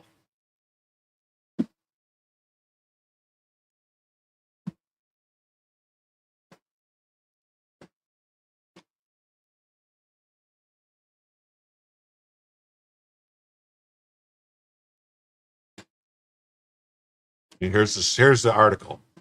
One of the oddest sights one can see in Moscow's Red Square, aside from the artificially preserved and no longer even real-looking body of V.I. Lenin, are the tombs of most of the other communist chiefs of the Soviet Union, all placed in a row outside the Kremlin wall. Joseph Stalin, Leonid Brezhnev, Yuri Andropov, Konstantin Chernenko. What was the other guy's name? The guy that Steve Buscemi played in The Death of Stalin. What was his name? Was this Brezhnev? Anyway. Each of these graves features a bust of the revered leader, but none of them appear to be actually revered except the man who was arguably the most brutal of all, Stalin himself. While the graves of the others are usually bare, Stalin's regularly features bunches of flowers that Russians who still revere his memory have brought from all over the vast country to place his tomb. They miss him. They love him. If it could be one simple fact that Stalin was the leader of the Soviet Union during its darkest hour, World War II accounts for this. When the country went through unparalleled suffering, Stalin was there at the helm, and he was still there when the National Socialist Germany was crushed and Soviet Russia was victorious. And it may also be the continued reverence for Stalin is a manifestation of Machiavellian's dictum. It is better to be feared than to be loved. And sometimes human nature, being what it is, being feared, will make one be loved. The rioters in Los Angeles have decided as leftists, and as their jihadi allies so often do, to take the path of terror. They are trying to frighten the public into being too afraid to oppose the mass migration of unvetted people into the United States, as well as too afraid to support deporting all these illegal migrants. They want to terrorize the Trump administration and the public into accepting that these migrants are here to stay, or else. Khrushchev, that's the guy, Steve Miller. Yes, Khrushchev. Nikita Khrushchev.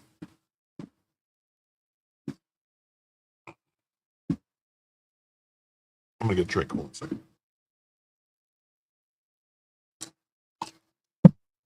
Sometimes I talk so much my mouth goes dry. They're doing this because the migrants are essential to the left's power base. If Trump succeeds in deporting a vast number of illegal migrants, Democrat state will suffer a significant decline in population, which means a significant decline in political power. Accordingly, California Governor Gavin Newsom and Los Angeles Mayor Karen Bass have come out strongly in favor of rioters and against Trump, insisting that he's acting like a dictator and calling out the National Guard to quell the unrest, and declaring that they're going to do everything in their power they can to ensure the migrants stay. Steve Buscemi played him in The Death of Stalin, Sharkman. Great movie, by the way. If anybody's not seeing The Death of Stalin, great movie. Great movie.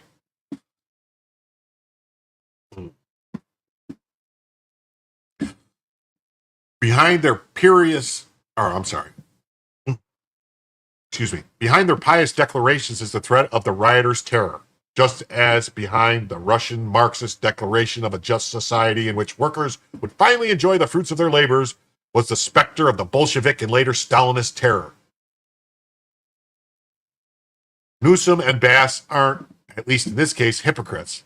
They're almost certainly believe that if they prevail and the mass migration can resume, or at least the last mass migration cannot be reversed, the results will be good for Americans at large as well as their own power base.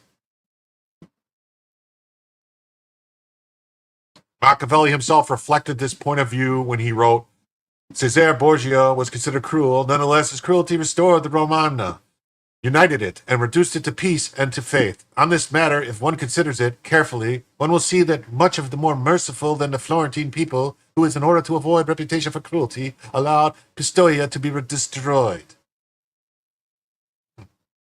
See, it's all for your own good. Leftists are convinced, just as Caesar Borgia was so long ago, that they know what is best for America and for you. They want you to fear them now, and then when they achieve victory and establish their ideal socialist authoritarian state, you will come to love them, just as many Russians today love Stalin. And indeed, if they do prevail, you will come to love them. You will have no choice. You'll hear all day and all night about how great and noble they are and how evil their enemies are. That's right. It'll be like having MSNBC on 24-hour blast. The totalitarian visions is the boot on the face. The stomping fever, the more the man whose face is getting smashed is saying out his bloody ruined mouth, thank you. He loves Big Brother. He knows how dangerous it is not to. Robert Spencer, director of Jihad Watch. Good story. Good story. Okay.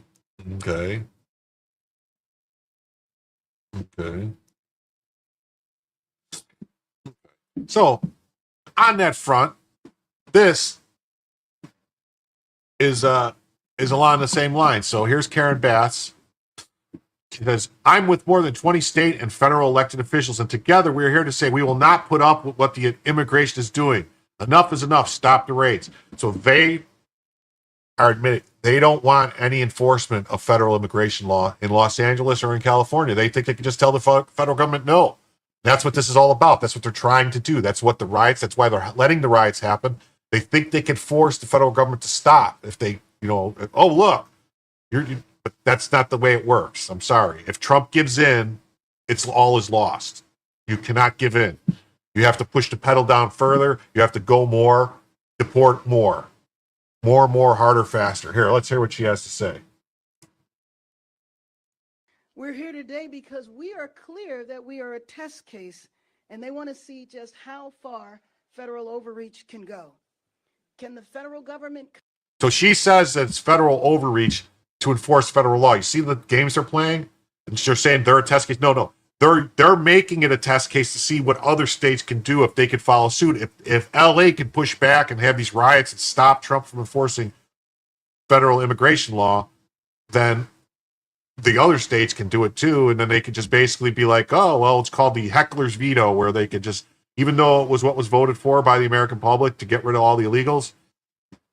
Is there a problem, Joe, with the volume? Is it me, or is it this video is the problem? Is it the video? Because it's not. It seems kind of low, actually, but there's nothing I can do about it. So, yeah, it's ridiculous. Come in and seize power from a state and from a local jurisdiction. How much will the American people put up with? How much will Californians put up with? Yes, so basically, so that's what it's saying. Will the American people put up with these riots? How much of the riots will we put up with? Because they're going to keep the riots going to try and stop the immigration enforcement. How much will Angelenos put up with? How much will people from all of the other 88 cities in our county put up with? And we're here to tell you that we're not going to put up with it. We're here today because we are clear that we are a test case, and they want to see just how far federal overreach. All right. So there's that. Yeah, that's basically right. You have no jurisdiction over immigration, none. You can call your city whatever you want. Immigration is a federal issue. Americans in other places shouldn't have to pick up the tab for illegal aliens that you are trafficking. Keep it up, and federal prison is in your future. Okay. And then here we go. So Karen Bass just admitted that there's a rapid response strike team that will continue to riot whenever ICE raids happen. The military needs to protect the men and women of ICE. Station them in LA, and every other last illegal is gone. So this, in my opinion, is sedition, what she's doing. They're clearly flouting federal law. They're not, they can't be forced to help, enforce federal law. The government, federal government can't commandeer them. But they can't interfere. They can't impede. They can't get in the way. They can't try and stop it. They can't, it's against the law. And so they need to be arrested for this.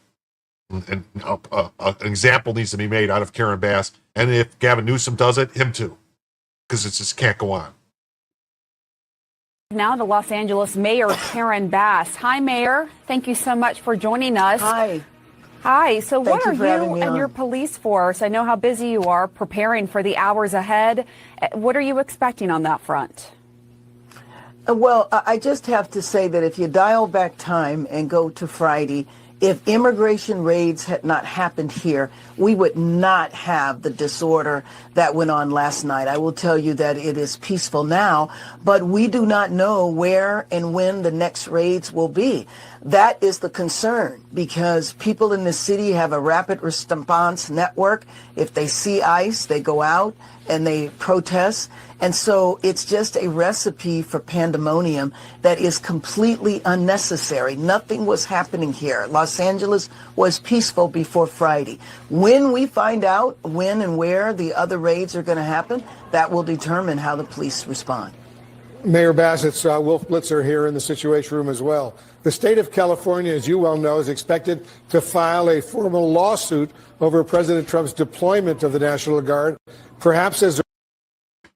Oh, hey, G. Sharkman. I would say the vast majority of the people are here because of good luck. I mean, I had some people that were subbed before I went on Joe's show, but most of the people here are probably here because of Joe.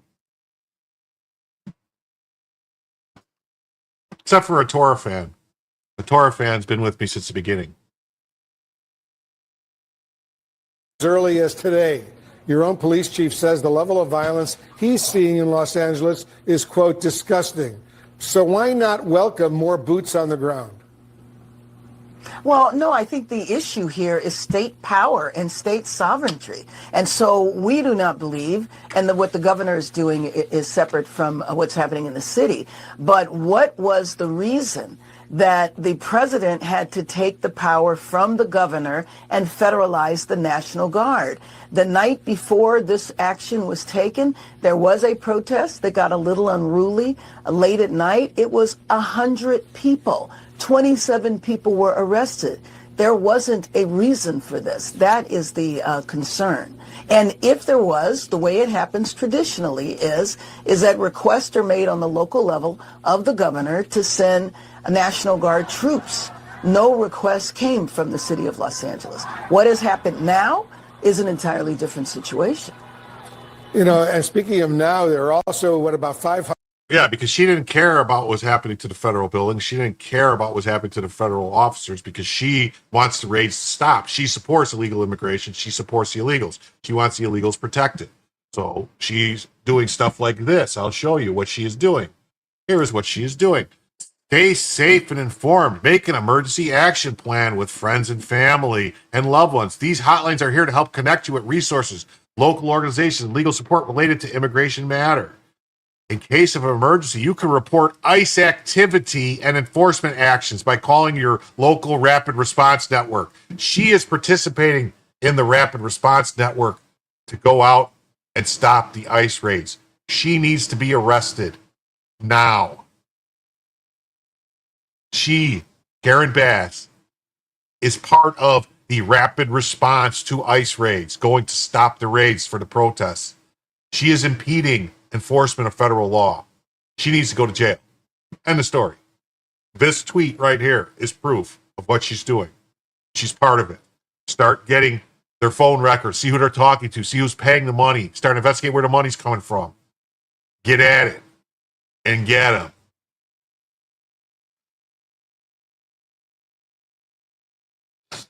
Right there, you see? And here's Mark Gruber, awesome guy, says, is this even legal? You're promoting a violation of federal law. It's not legal what she's doing. You know? Yeah, she's right there. She's an aunt. Yeah. And promoting the No Kings thing. It's crazy. It's crazy, crazy, crazy, crazy, crazy. Crazy, crazy, crazy, crazy, crazy. We're going to shift gears a little bit. We're going to go to another state. We're going to go over to Tennessee real quick. Multiple NGOs named in this article are sponsoring an insurrection in Nashville this Friday. That's today. Can you check if any of them are receiving government funding? And the Democrat Republican says, I will try. Here's the story.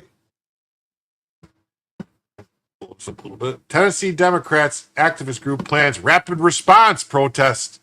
See, there's that word again, rapid response protest. This is all coming from the Democrats. To support Kilmar Abrego Garcia amid nationwide No Kings event.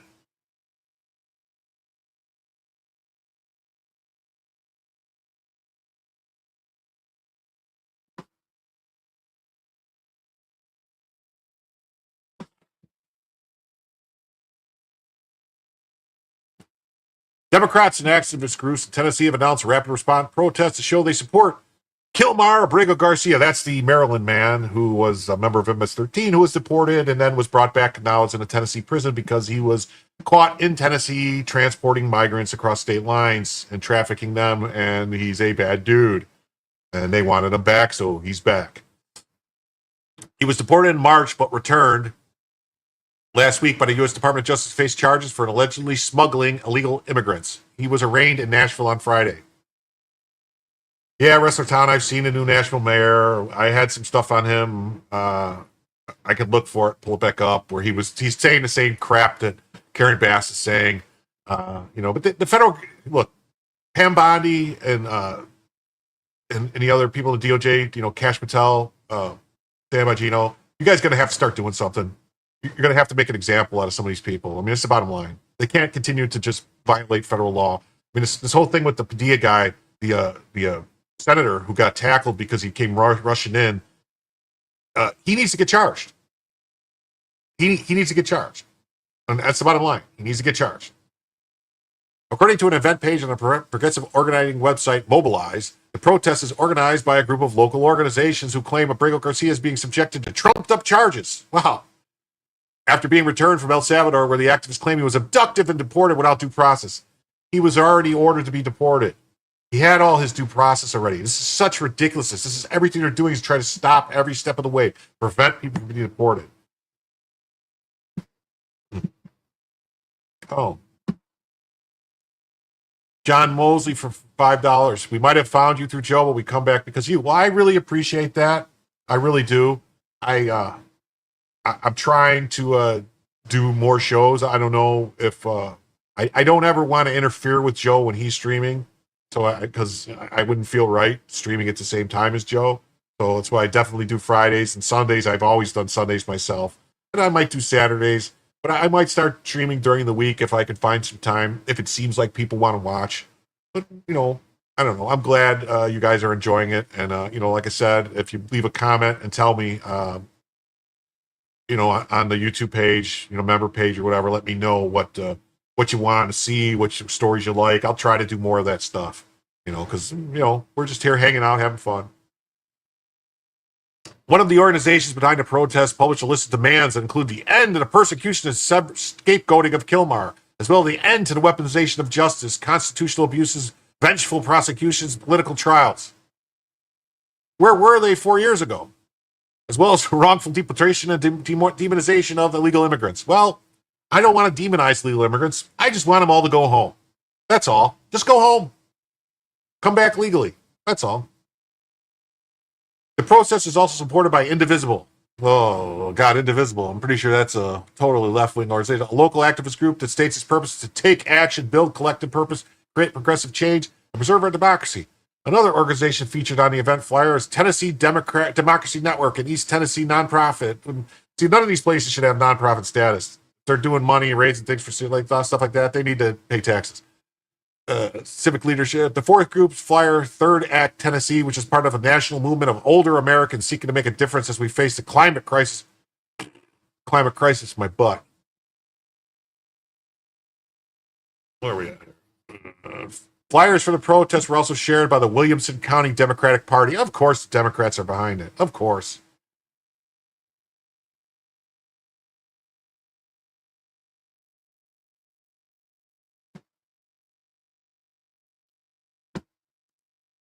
Yeah, I agree. I'm not in a competition with Joe at all.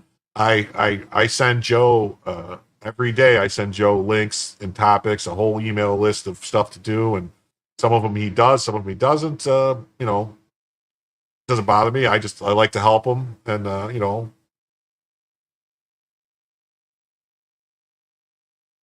that's all. Jay Swartz, I appreciate that. I'm glad you found me. I'm glad you enjoy it.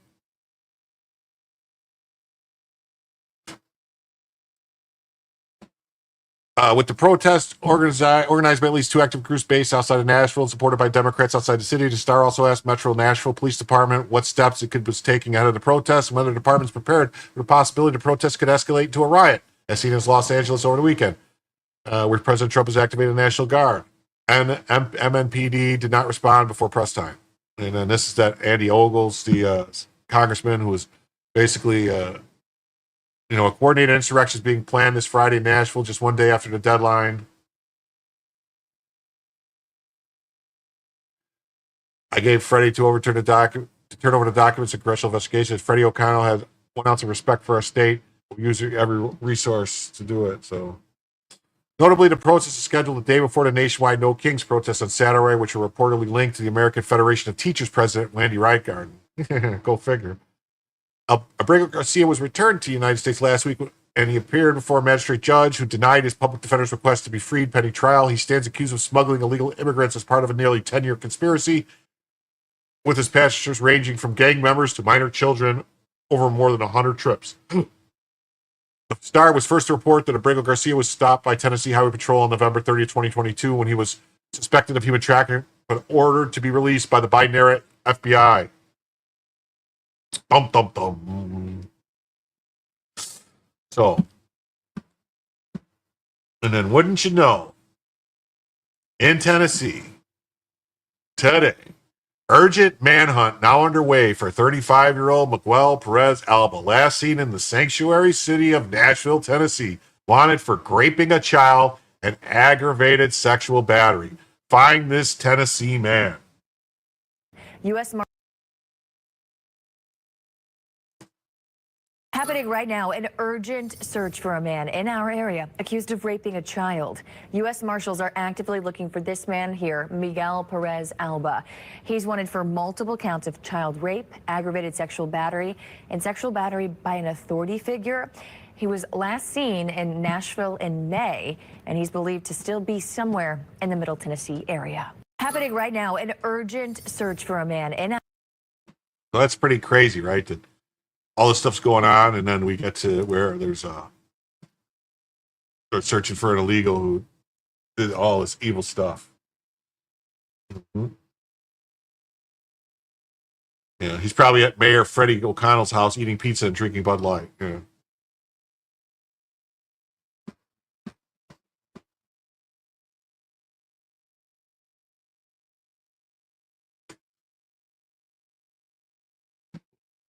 Okay. Well, I have some more stories, some stuff that I wanted to. I had that. There it is. Okay.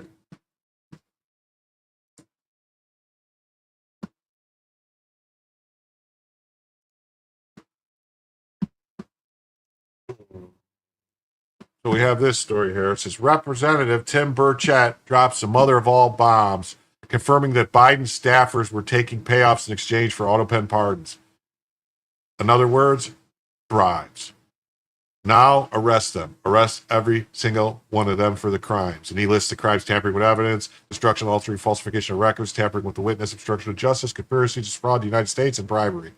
There they all are. These are all the people right here that were part of the scam, that were part of the...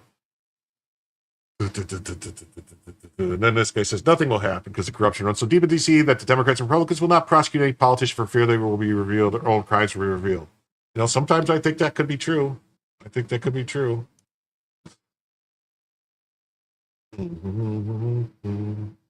here's part of the problem too. This is the problem with what's happening with Karen Bass and her rapid response squad. There's people now that are part of her crew and Democrats that are following around ICE agents, reporting on where they're going, reporting where they are. These people are facing threats. Here's dash cam footage yesterday of ICE officers responding to a vehicle attempting to tail their convoy through LA during an immigration enforcement operation.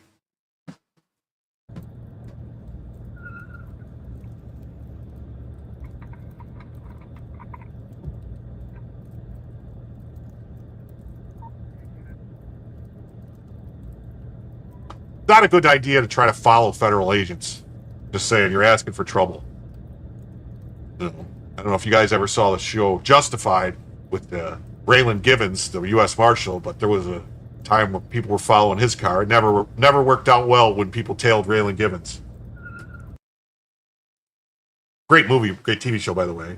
And here's Karen Bass with her crap. Oh, here's some stuff. I don't know if you guys saw what was going on. If you guys heard, there was Greta Thunberg was on her way to Gaza and everything. She got stopped. And then was a whole caravan of people starting in Morocco. I think were traveling all down the old road through Libya to Egypt to go and protest. Here's the Democrats arriving in Egypt, planning to march to Gaza in solidarity with the Palestinians, are being attacked and thrown out by Egyptians who won't tolerate Palestinian sympathizers. What? Wait a minute. What? This can't be true.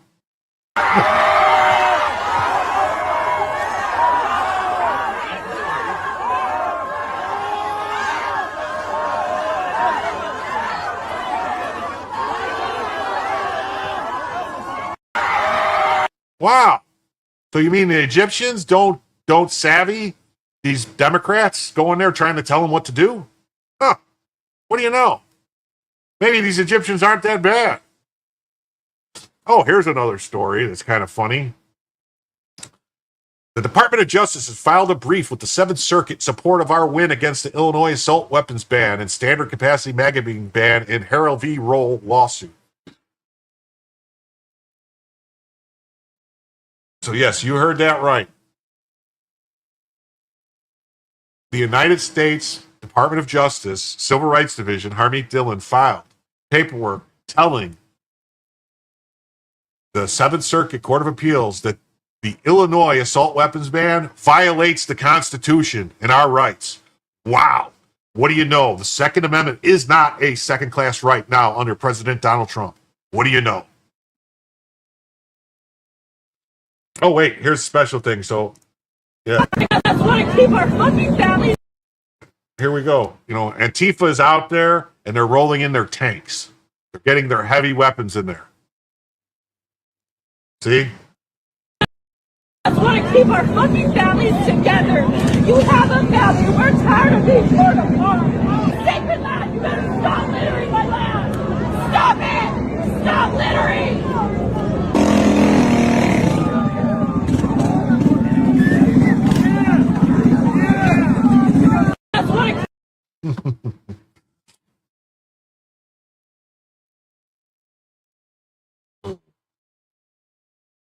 Here's Antifa gathering to attack the Portland ICE building again after trying to burn it down for 2 nights in a row.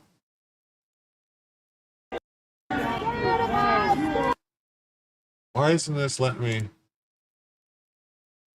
make it bigger? Here we go. Huh? What? The driveway. No. Stay back.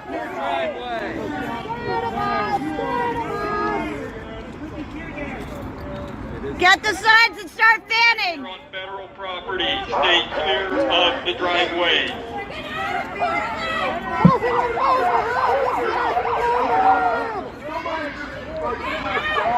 Where are leaf blowers when we need them? Where are their leaf blowers?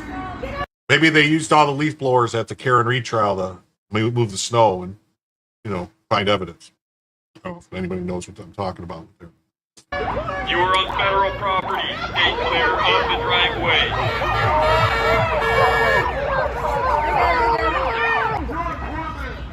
I don't know. Are they fanning to get rid of tear gas, or are they fanning trying to get a fire going? Because I feel if they're fanning to try to get a fire going to burn this building down,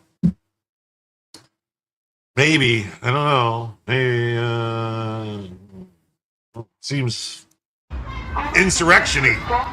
Federal property. Stay off of the driveway. Definitely not on federal property. I don't feel sick. I'm fine. So,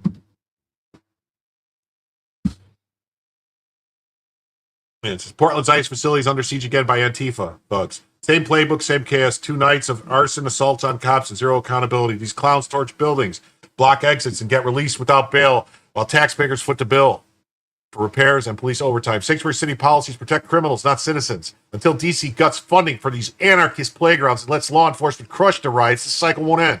Secure the border, back the blue, and stop coddling domestic terrorists. Yeah. But Jerry Nadler said, it's just a myth. Antifa's just a myth. Yeah. And then he shit in his pants.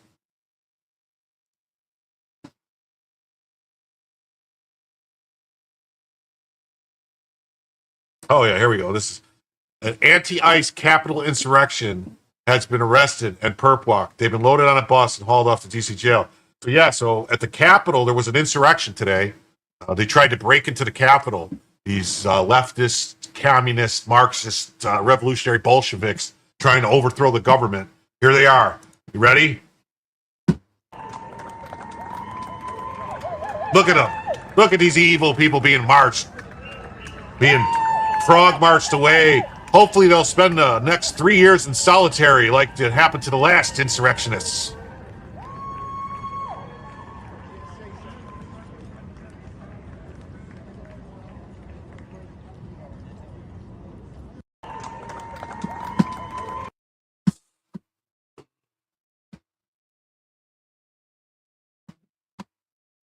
See, that's the Capitol. That's where they're at. That's what they're doing.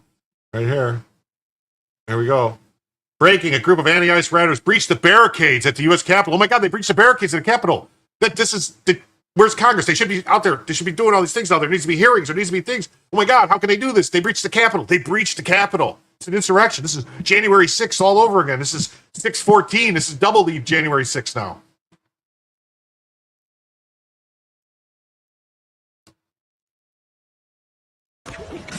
Oh, look at them. Oh my God, they knocked down the gates. Look at it. Oh my God, look at that. Cops on the ground. They just hit them with the metal. Oh my God, look what they're doing. Look what they're doing. Oh my God, this is chaos and mayhem. Look at them. Oh my God, they're storming it. Look at their oh my God. Oh my God. Oh my God. This is worse. This is worse than Pearl Harbor. This is worse than 9/11. We got people rushing the Capitol steps. I'm joking. Come on. But, if we're going to keep things fair, all of these people should be in solitary confinement in DC jail right now, right? Right? The rules have been set, right? Capitol Police are responding to those who broke through the Capitol barriers. Oh, look at them. Yes, I agree. Life indifferent. I have PTSD too. I don't know if we'll ever recover. I think this is going to be. We need to have like Congress people go and start crying and stuff and give speeches and have these cops start coming in and testifying about how they're traumatized and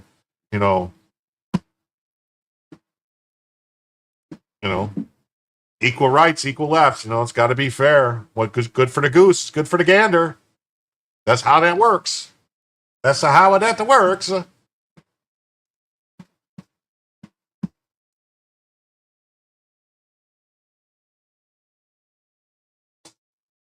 Oh, here's a congressman. Here's a congressman that is attempting to have a coup. He's instructing the California National Guard to disregard the president's orders. He's trying to. That would be what's known as a military coup. If you guys haven't been paying attention, when someone is telling people to the military to disobey orders and basically try to relieve them of command, that's called a coup. That's what that's called, military coup. The legal authority Trump is using is 10 U.S.C. Section 12406. I encourage all of you to read it. It very specifically says the only way he can do this is through the orders of the governors of the states. Governor Newsom clearly has not given this order. The National Guard troops are following unlawful orders. I ask every National Guard person who is under this order to read the order, to see if it came from Governor Newsom, and then to read the law, and then decide for themselves if they're following unlawful orders. Yeah.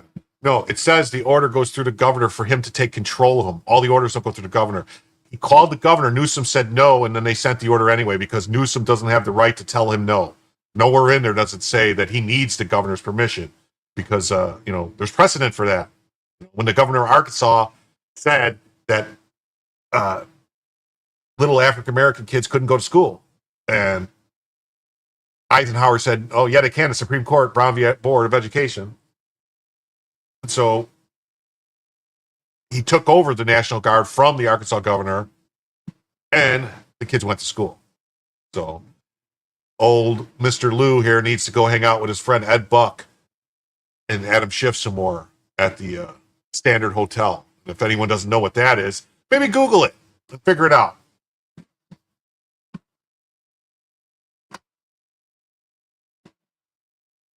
Oh, yeah, here's the Egyptians doing the They're not happy. The Egyptians are not happy. And a breach. This is this.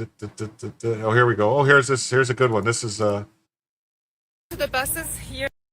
This is more of the stuff. So one of the global March to Gaza organizers just got her passport confiscated and thrown on a bus after her friends were beaten, not by Israel, by Egypt. Turns out blindly following Greta into the Middle East isn't just cringe, it's dangerous.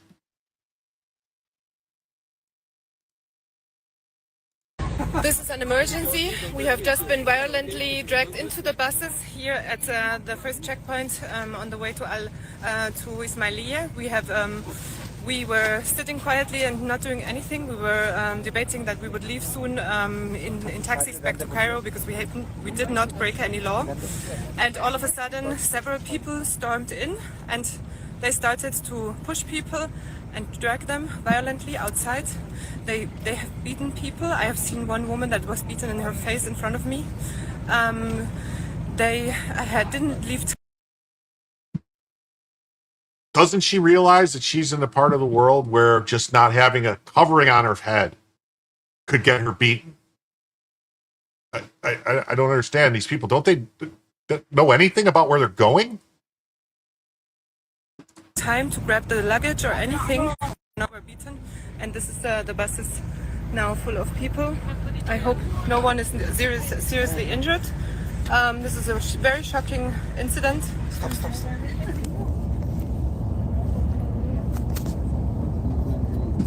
Thank you. So this is one of the Secret Service people that was just walking in here. I have to stop this live stream now. We are in danger. This is an emergency. We need help. Danger, Will Robinson. It's emergency.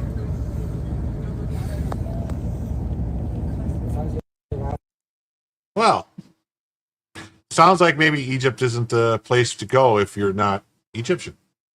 We saw this. Oh, here we go. This is the thing I was talking about earlier. This is Harmeet Dillon, which this, I have to say, she is so far the biggest, the best appointment so far that I've seen come out of DOJ.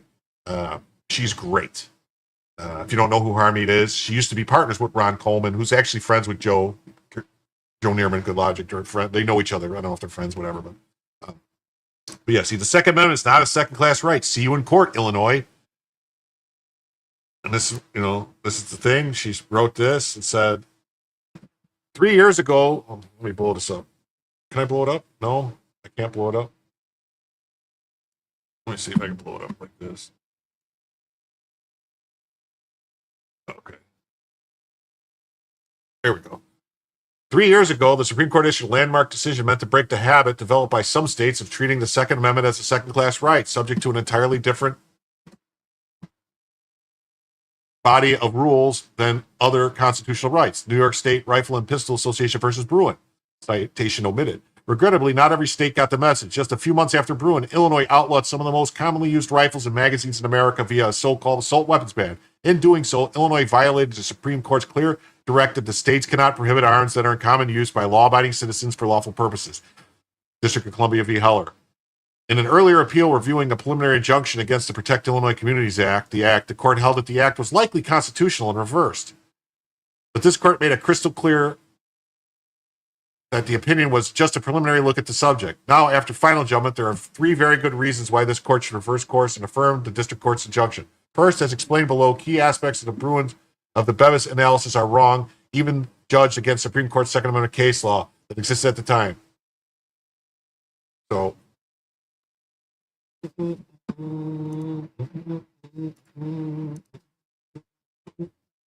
So here we go. There we go. Boom, boom, boom, boom.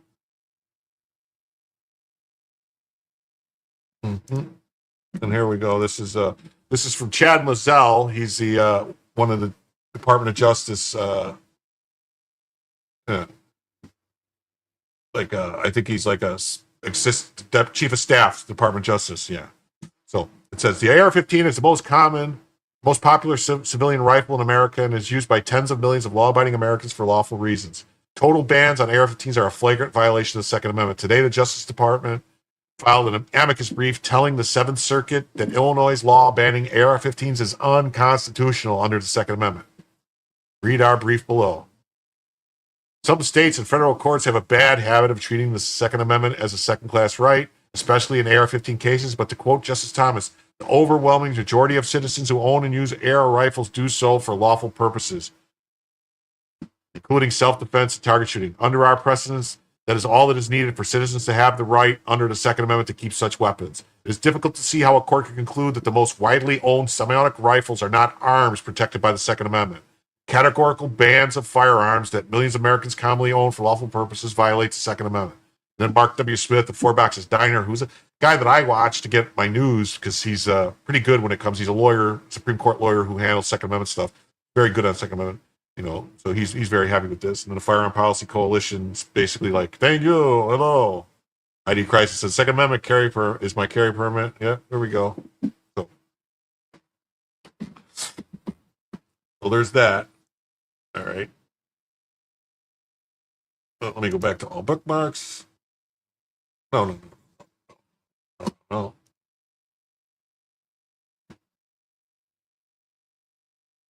there we go.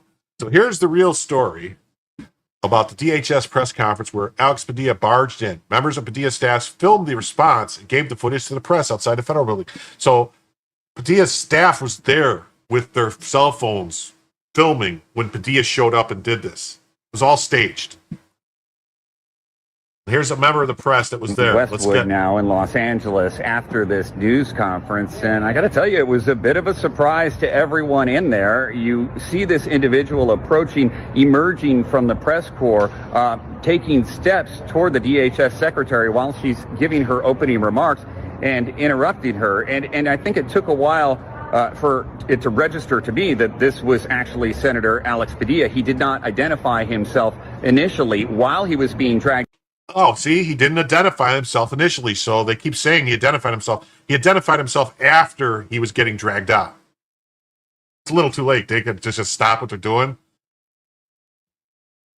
Out of the room, he did say, I'm a U.S. Senator. My name is Alex Padilla. And at that point, he was forcibly removed from the room, brought out into the hallway, put down onto the ground face first, and handcuffed. He was put down. Now, that video.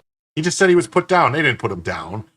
Also exist as well, but none of the media got that video. That was only Alex Padilla's aides, Senator Padilla's aides, and they came outside and delivered that video to the media after the whole incident went down. Now, we talked with the secretary. She said she didn't recognize the senator and she doesn't know him, but she did have a conversation with him afterwards, and it was a good conversation. They exchanged phone numbers.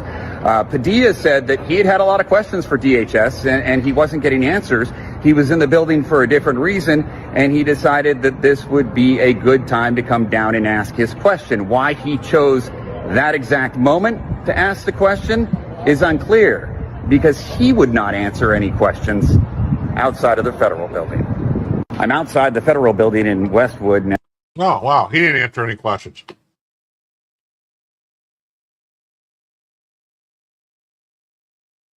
I understand, Ameriqua, that they put him, that they took him to the ground and cuffed him. But saying they put him down implies that, when you put someone down, that means that's what that means. He didn't have his lapel pin. Is that a lapel pin on your uniform? You're worthless and weak. Drop and give me 20. So here's Z Van Fleet. She's a great follow.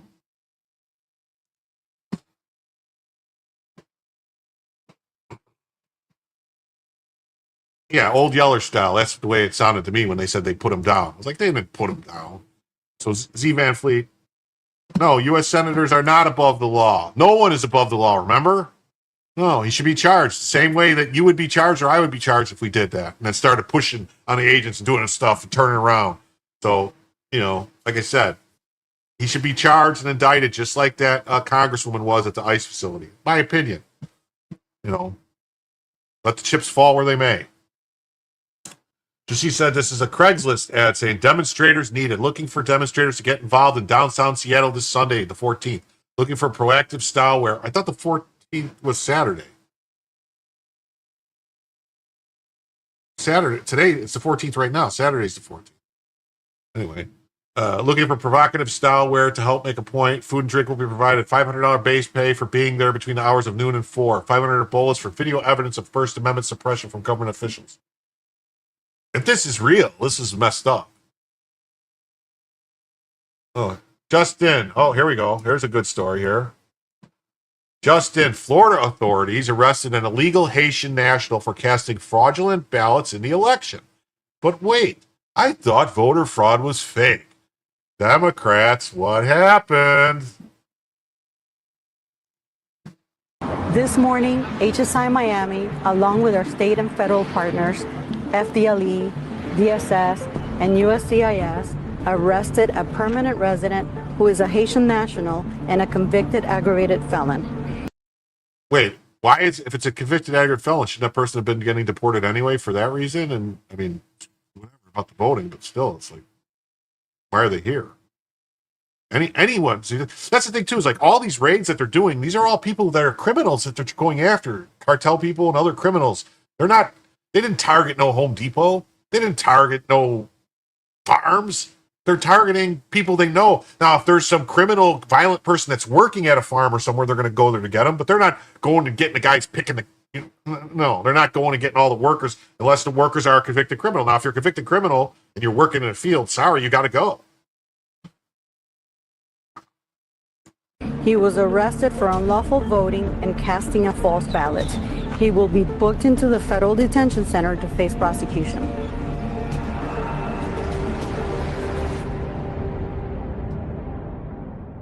Why isn't he just getting deported?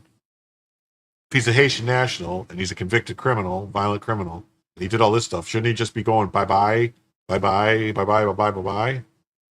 And that's what I would think. Anyway. Oh, here. Yeah, so here's breaking. ICE agents rush protesters en masse, taser, they shake gates and outside of Delaney Hall tonight. I think. Back up. Y'all don't gotta do that shit. That's crazy. This is about Padilla. Oh, here we go. Western leftists who flew to Egypt to the march to Gaza quickly realized they're no longer in leftist Western cities. Criminal behavior is actually not tolerated in most of the world. Let's see.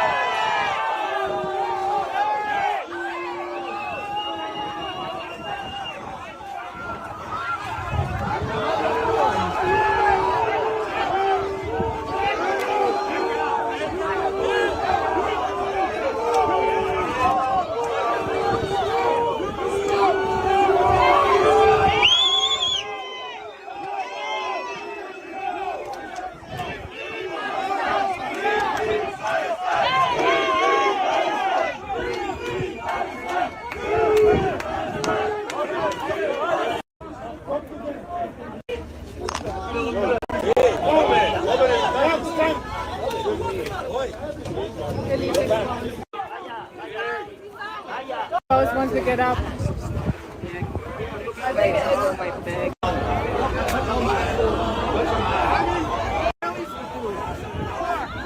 Oh, look. They're just dragging them away. They're just dragging them away.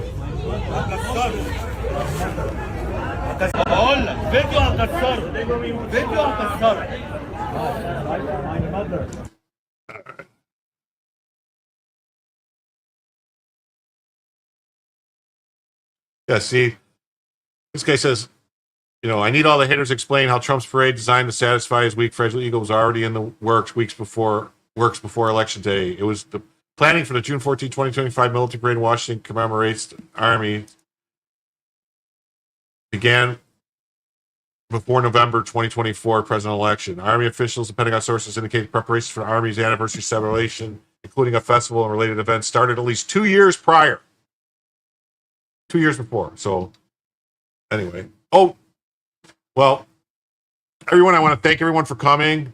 I'm going to end this now, just short of 2 hours, because that's where I cut it off so that I can use StreamYard to create some links. I want to thank everybody for coming.